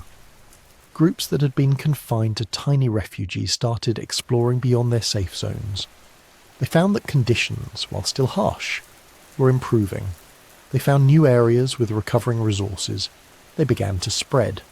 But they didn't spread randomly. The survivors passed down knowledge, traditions, survival techniques that had been refined during the crisis. Children learned from parents who had learned from grandparents who had lived through the darkness. This intergenerational knowledge transfer created cultural continuity that earlier humans had never achieved. Stone tool traditions that had developed during the Bottleneck persisted for thousands of years. Hunting techniques that had been perfected under pressure continued to be used. Social structures that had emerged from cooperation requirements became standard. Even the psychological traits, the stress tolerance, the future thinking, the cooperative impulses, these were reinforced by culture and passed down through teaching as well as genes. By 60,000 years ago, when modern humans finally left Africa to encounter their evolutionary cousins, they carried with them all the adaptations that had emerged from the Bottleneck. They were cooperation machines, innovation engines, communication experts. They could adapt to new environments rapidly, develop new technologies quickly, form large social networks easily. The Neanderthals and Denisovans they encountered were also descended from Bottleneck survivors. They were also intelligent, cooperative, technologically sophisticated. But the African population, having remained in the climatically unstable homeland, having faced ongoing environmental challenges for another 10,000 years after their cousins had settled into stable European and Asian environments, had retained one crucial advantage: flexibility. When modern humans spread across the world, they brought with them the survivor mentality that had been forged in the fire of Toba. They encountered new environments and adapted. They faced new challenges and innovated.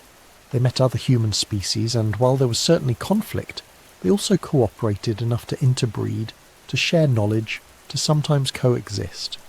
But ultimately it was the descendants of those African refuge populations who prevailed. Not because they were stronger, not because they were naturally smarter, but because they carried in their genes and their culture the lessons of survival from humanity's darkest hour. Today, every human alive carries the genetic signature of that Bottleneck. We all descend from those 280 survivors who refuse to die. Their traits are our traits. Their adaptations are our inheritance. When you cooperate with strangers, that's the Bottleneck survivor in you. When you plan for the future, that's the volcanic winter heritage. When you innovate, when you adapt, when you communicate, You're using abilities that were refined under the most extreme pressure our species has ever faced. The survivors didn't know they were shaping the future of humanity. They were just trying to get through another day, to keep their fires burning, to find enough food for their children, to maintain the social bonds that held their groups together. But in doing so, in refusing to give up even when the world ended around them, they created something unprecedented. They created us, modern humans, the species that survived the unsurvivable, adapted to the unadaptable, and eventually came to dominate an entire planet. We are all survivors, every single one of us. And the traits that saved our ancestors 70,000 years ago are still saving us today. The survivors didn't know they had survived something unprecedented. They couldn't know that their population had dropped to 10,000 individuals. They had no concept of genetic bottlenecks or extinction events. They just knew that the world had become impossibly hard, that their grandparents told stories of better times, that every day was a struggle against starvation and cold and darkness, but they kept going. And somehow, against odds that should have been insurmountable, those 10,000 people became 20,000, then 40,000, then 80,000. The recovery was slow, painfully slow. For thousands of years after Toba, human population growth remained barely above replacement level. Climate was still unstable. Resources were still scarce. The world Toba had created was a harsh teacher, and it wasn't done testing humanity yet. But something had changed in those survivors. The bottleneck hadn't just reduced their numbers, it had refined them, selected for the most adaptable, the most innovative, the most resilient traits in the human genome. Every person alive had descended from the small group that had managed to endure the worst environmental catastrophe in human history. They carried that legacy in their DNA, and they were about to use it to conquer the world. Around 60,000 years ago, about 10,000 years after the eruption, something remarkable happened. A small group of humans, maybe just a few hundred individuals, made a decision that would change everything. They left Africa. This wasn't the first time humans had ventured beyond the continent. Earlier populations of Homo erectus had spread into Asia and Europe millions of years before. But those earlier migrations had mostly failed or evolved into separate species like Neanderthals and Denisovans. This time would be different. The group that left Africa 60,000 years ago was carrying something their predecessors hadn't possessed. They were the refined product of the bottleneck, equipped with all the survival skills that had been so ruthlessly selected for during those desperate post-Toba millennia. Enhanced cognitive abilities, improved communication skills, technological innovation, and above all, unprecedented adaptability. They crossed into the Arabian Peninsula first. The climate had shifted just enough to create a narrow window of opportunity. Coastal routes that had been desert wastelands were now viable migration corridors. These pioneers followed the coastline, exploiting marine resources, gradually expanding their range. Within a few thousand years they had reached India, then Southeast Asia. By 50,000 years ago they were in Australia. Think about that. Australia. Getting there required sophisticated boat-building technology and navigation skills. It required planning, coordination, and the courage to sail into waters where no human had ever ventured. These weren't just survivors anymore. They were explorers, innovators, world conquerors in the making. Other groups headed north, into the Middle East and beyond. Around 45,000 years ago, modern humans pushed into Europe in significant numbers. This is where they encountered their evolutionary cousins, the Neanderthals, who'd been living there for hundreds of thousands of years. The meeting between modern humans and Neanderthals is one of the most fascinating chapters in human history. For decades, scientists depicted it as a conflict, a violent replacement where superior modern humans wiped out their primitive cousins. But the genetic evidence tells a more nuanced story. They didn't just fight, they interbred. Today, if you're of non-African descent, about 2% of your DNA comes from Neanderthals. That's the genetic signature of relationships formed between our species 40,000 to 50,000 years ago. Proof that when modern humans encountered other human species, at least sometimes, they saw not enemies, but potential partners. But cooperation has its limits, and here's where the story gets complicated, where the shadow of Toba still looms over human history. By 40,000 years ago, Neanderthal populations were already declining. By 30,000 years ago, they were restricted to a few refuges in southern Europe. By 28,000 years ago, they were gone entirely, extinct. Why? What happened to a species that had successfully survived in Europe for over 300,000 years? This is one of the biggest controversies in paleoanthropology, and Toba sits right at the heart of it. Some scientists argue that modern humans simply outcompeted Neanderthals through superior technology and organisation. We had more sophisticated tools, better hunting strategies, larger social networks. We could support bigger populations in the same territories. Over thousands of years, this demographic and technological advantage slowly pushed Neanderthals out of the best habitats until they had nowhere left to go. But others point to a darker possibility. What if Toba had already doomed the Neanderthals? Genetic analysis of Neanderthal DNA, extracted painstakingly from ancient bones, shows something disturbing. Their genetic diversity was even lower than modern humans, significantly lower. This suggests Neanderthal populations went through their own bottleneck, possibly even more severe than ours. When did this bottleneck occur? Right around 70,000 years ago. The same time as Toba. Here's the scenario. Toba erupts, plunging the world into volcanic winter.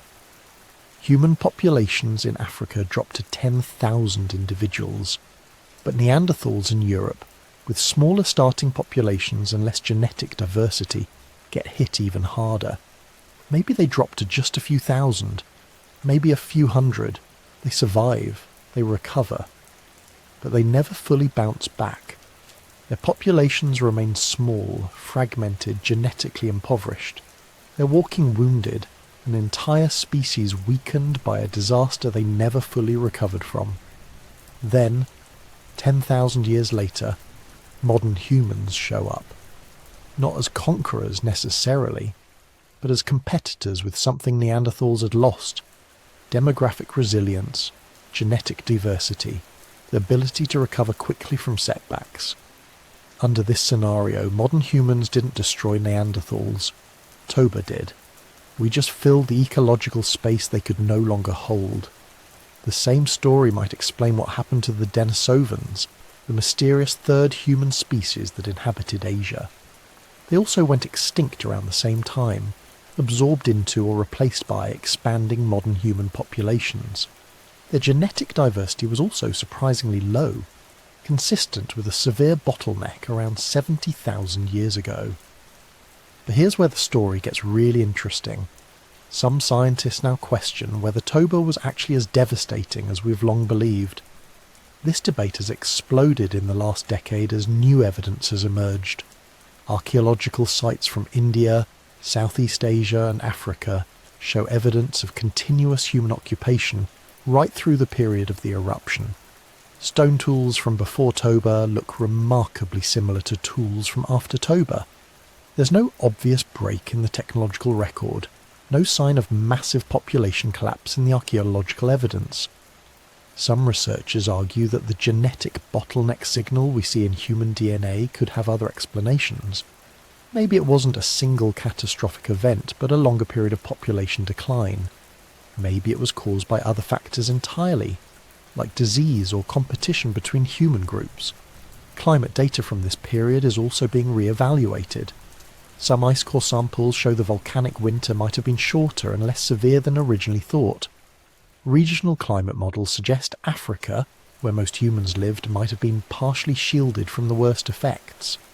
There's even a controversial theory that the genetic bottleneck predates Toba by tens of thousands of years. That human populations were already declining before the volcano erupted. So what's the truth? Did Toba almost end humanity? Or is it just a convenient scapegoat for population changes that were already underway? The honest answer is, we don't know for certain. The evidence is fragmentary, often contradictory, subject to multiple interpretations. Scientists are still arguing about it in academic journals and conferences. New data emerges every year that either supports or challenges the Toba catastrophe hypothesis. But here's what we can say with confidence. Something happened to humanity around 70,000 years ago. Something reduced our genetic diversity to levels that should have led to extinction. Whether it was Toba specifically, or a combination of factors, humans went through a bottleneck so severe that it left permanent marks in our DNA. And somehow we survived. That survival is written in every person alive today. If you trace your ancestry back far enough, you'll find you're descended from that tiny population of survivors. All of us, every human on Earth, carries the genetic legacy of that near-extinction event. Think about what that means. Every person you've ever met, every human who has ever lived in recorded history, everyone who built the pyramids or wrote Shakespeare or landed on the moon, all descended from maybe 1,780 breeding pairs who managed to survive the worst climate disaster in human history. We are all, every single one of us, the children of survivors. And that heritage shaped us in profound ways. The bottleneck didn't just reduce our population, it refined our species, selected for traits that would prove crucial to our eventual dominance of the planet. The survivors needed to be adaptable. Conditions changed constantly in the post-Toba world. Groups that could modify their strategies, exploit new food sources, adjust to shifting climates had better chances of survival. Over thousands of generations, this pressure selected for cognitive flexibility, the ability to think creatively and solve novel problems. They needed to cooperate.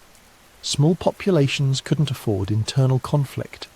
Groups that worked together, shared resources, maintained social cohesion survived. Those that didn't disappeared. This selected for enhanced social cognition, the ability to read intentions, build relationships, maintain complex social networks. They needed to communicate. Survival knowledge had to be passed between generations with perfect accuracy. Hunting strategies, tool-making techniques, information about resources and dangers all had to be transmitted reliably. This created intense pressure for the development of sophisticated language. They needed to innovate. What worked yesterday might not work tomorrow. Groups that could develop new technologies, new survival strategies, new ways of exploiting their environment had advantages. This selected for creativity, experimentation, the willingness to try unprecedented solutions to unprecedented problems. All of these traits, refined in the crucible of near extinction, became the foundation of human success. When modern humans finally began expanding across the globe, they carried with them a toolkit of cognitive and social abilities that no other species could match. The migration out of Africa 60,000 years ago was just the beginning. Within 15,000 years, humans had spread to every continent except Antarctica. By 15,000 years ago, we had developed agriculture. By 10,000 years ago, we were building cities. By 5,000 years ago, we had invented writing. The pace of change accelerated exponentially. Technologies that took hundreds of thousands of years to develop during the pre-bottleneck period now emerged in mere millennia. Stone tools gave way to bronze, then iron, then steel. Nomadic bands became agricultural villages, then towns, then cities, then empires. Population growth followed a similar trajectory. By 10,000 years ago, around the dawn of agriculture, the world population had reached maybe 5 million people, still tiny by modern standards, but 500 times larger than the post-Toba bottleneck population. By 5,000 years ago, there were maybe 50 million humans. By 2,000 years ago, 300 million. By 1800 CE, 1 billion. Today, over 8 billion, That's 800,000 times larger than the Bottleneck population, from 10,000 to 8 billion in 70,000 years. But this explosive success raises uncomfortable questions. If we nearly went extinct once, could it happen again? The threats we face today are different from Toba, but potentially just as deadly. Climate change, driven not by volcanoes, but by our own carbon emissions, threatens to destabilise agricultural systems that support billions of people. Nuclear weapons, products of the same technological innovation that saved us from extinction, now possess the capacity to end civilization in hours. Pandemics, like the one we've recently experienced, demonstrate how vulnerable our interconnected global society has become.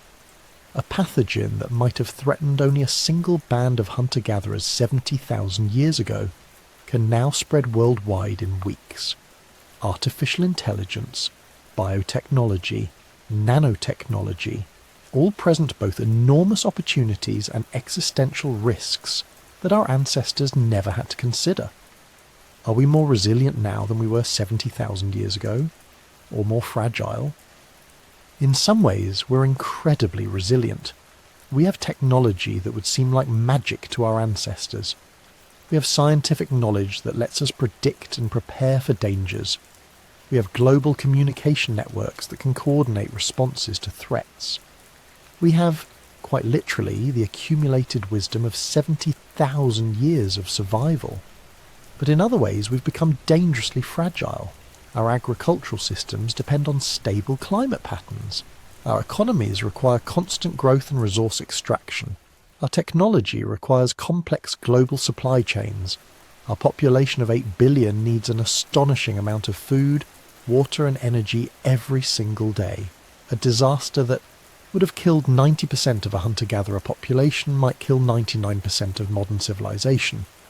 Not because we're less capable as individuals, but because our systems are so complex and interconnected that catastrophic failure could cascade in unprecedented ways. The Bottleneck taught our ancestors a crucial lesson. Survival requires adaptability. When the world changes, you change with it, or you die. The question is whether modern humanity retains that flexibility, or whether we've become locked into systems too rigid to survive another genuine crisis. But here's something worth considering. Those 10,000 people who survived Toba didn't have any advantages we lack. They had no technology beyond stone tools and fire, no scientific understanding of what was happening to them, no global coordination or emergency response systems. What they had was something simpler and more powerful, the refusal to give up. Generation after generation, in the face of conditions that should have killed them, they adapted, innovated, cooperated, and survived. They didn't do it because they were trying to save humanity. They probably didn't even conceive of humanity as a concept. They did it because they wanted their children to live, because they loved each other, because surrender wasn't in their nature. That same stubborn resilience exists in us. It's our inheritance, written into our genes by 117,000 years of natural selection, during and after the Bottleneck. We are the descendants of people who survived the unsurvivable, who looked at a world turned to ash and darkness and decided to keep going anyway, who lost everything except each other and decided that was enough. Every challenge humanity has overcome since then, from ice ages to plagues to wars to famines, we've overcome because we carry that legacy.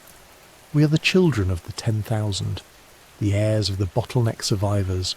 The story of Toba, whether or not it's as dramatic as we once thought, teaches us something profound about our place in Earth's timeline.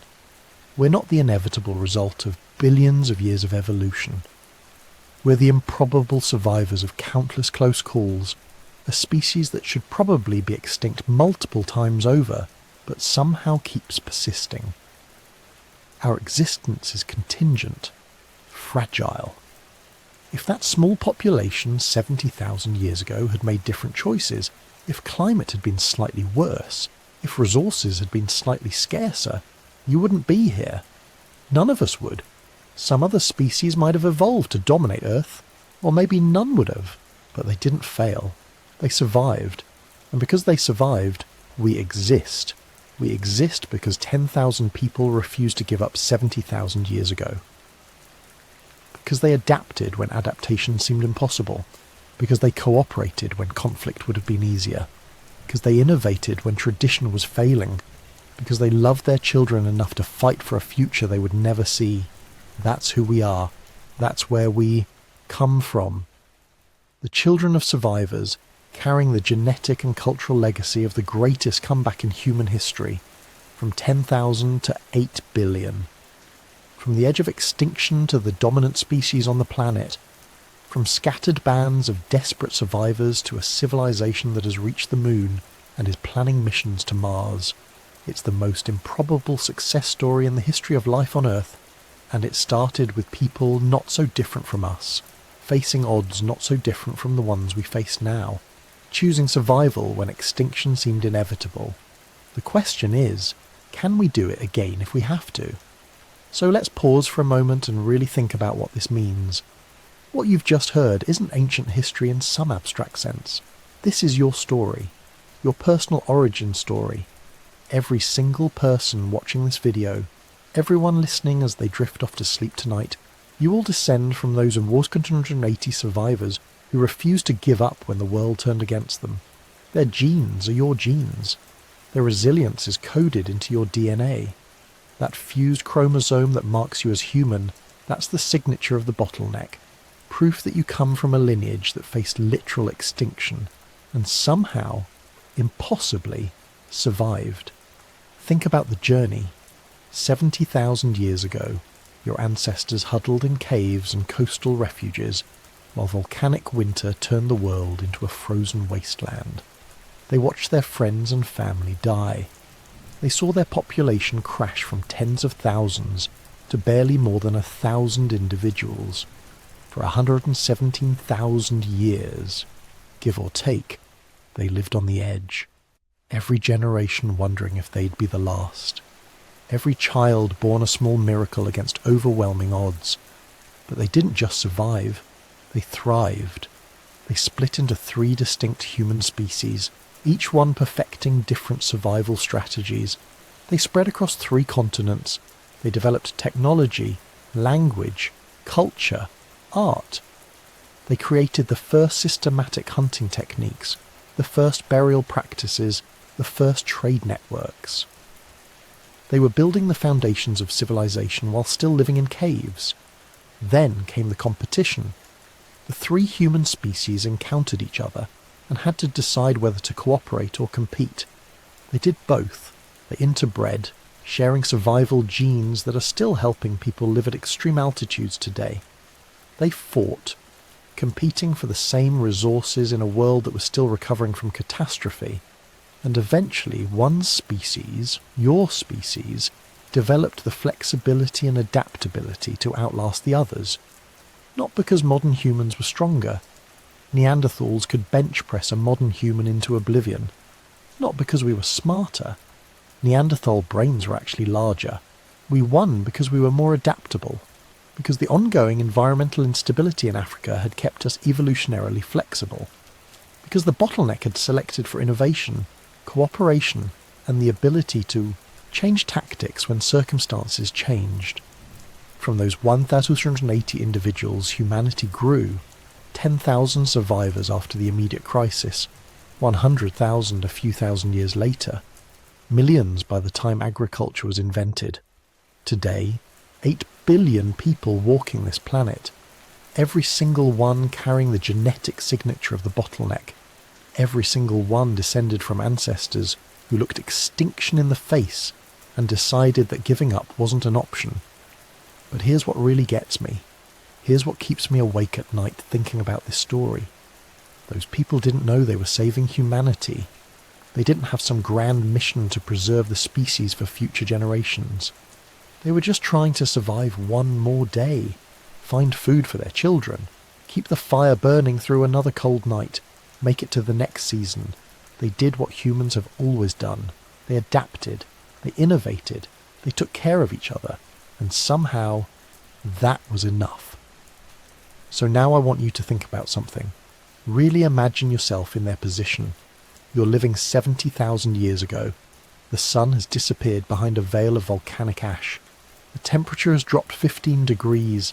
Animals are dying, plants are withering, your group is starving. What would you have done? Would you have kept going when everything seemed hopeless? Would you have figured out how to catch fish when the land animals disappeared? Would you have shared your last scrap of food with someone else's child? I like to think I would have.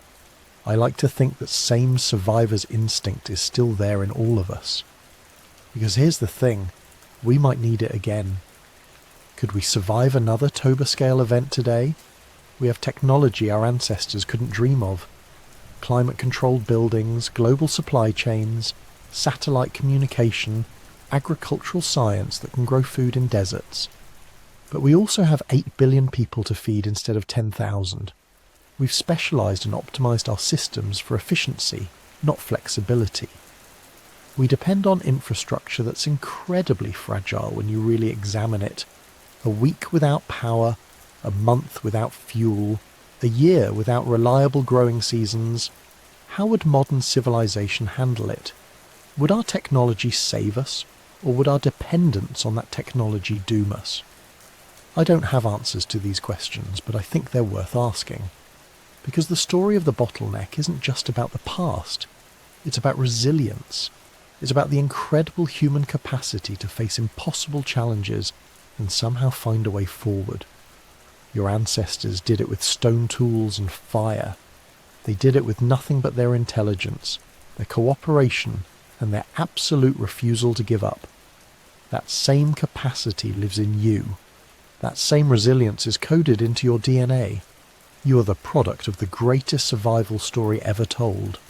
So if you found this story as fascinating as I do, if learning about humanity's brush with extinction has changed how you see yourself and your place in history, do me a favour. Hit that like button. Help other people discover this incredible story. And leave a comment. I want to know where you're listening from tonight. What part of the world? What time is it where you are? Are you in Africa, where your ancestors survived the worst of the volcanic winter? Europe, where Neanderthals once roamed? Asia, home of the mysterious Denisovans? Or somewhere else entirely? And tell me honestly, will you look at humanity differently after hearing this? Will you see that stranger on the street and think, we share the same survivor ancestors? If you want more stories like this, deep dives into the forgotten moments that shaped our species, the hidden turning points that made us who we are, subscribe to the channel. Because there are so many more stories to tell, times when everything hung in the balance, and somehow we made it through. The Bottleneck survivors didn't know if humanity would survive, but they kept going anyway. They faced the absolute worst that nature could throw at them. They endured 117,000 years on the edge of extinction. They rebuilt from populations so small that every person you meet today is essentially your distant cousin. If they could survive that, if they could face volcanic winter and genetic near collapse and still build the foundation for 8 billion descendants, then maybe, just maybe, we can face whatever challenges come next. Sleep well tonight knowing you come from survivors, knowing that no matter what happened today, no matter what challenges you're facing, you carry the genes of people who refuse to give up when giving up would have been so much easier. You're a Bottleneck survivor's descendant, and that means something. That means everything.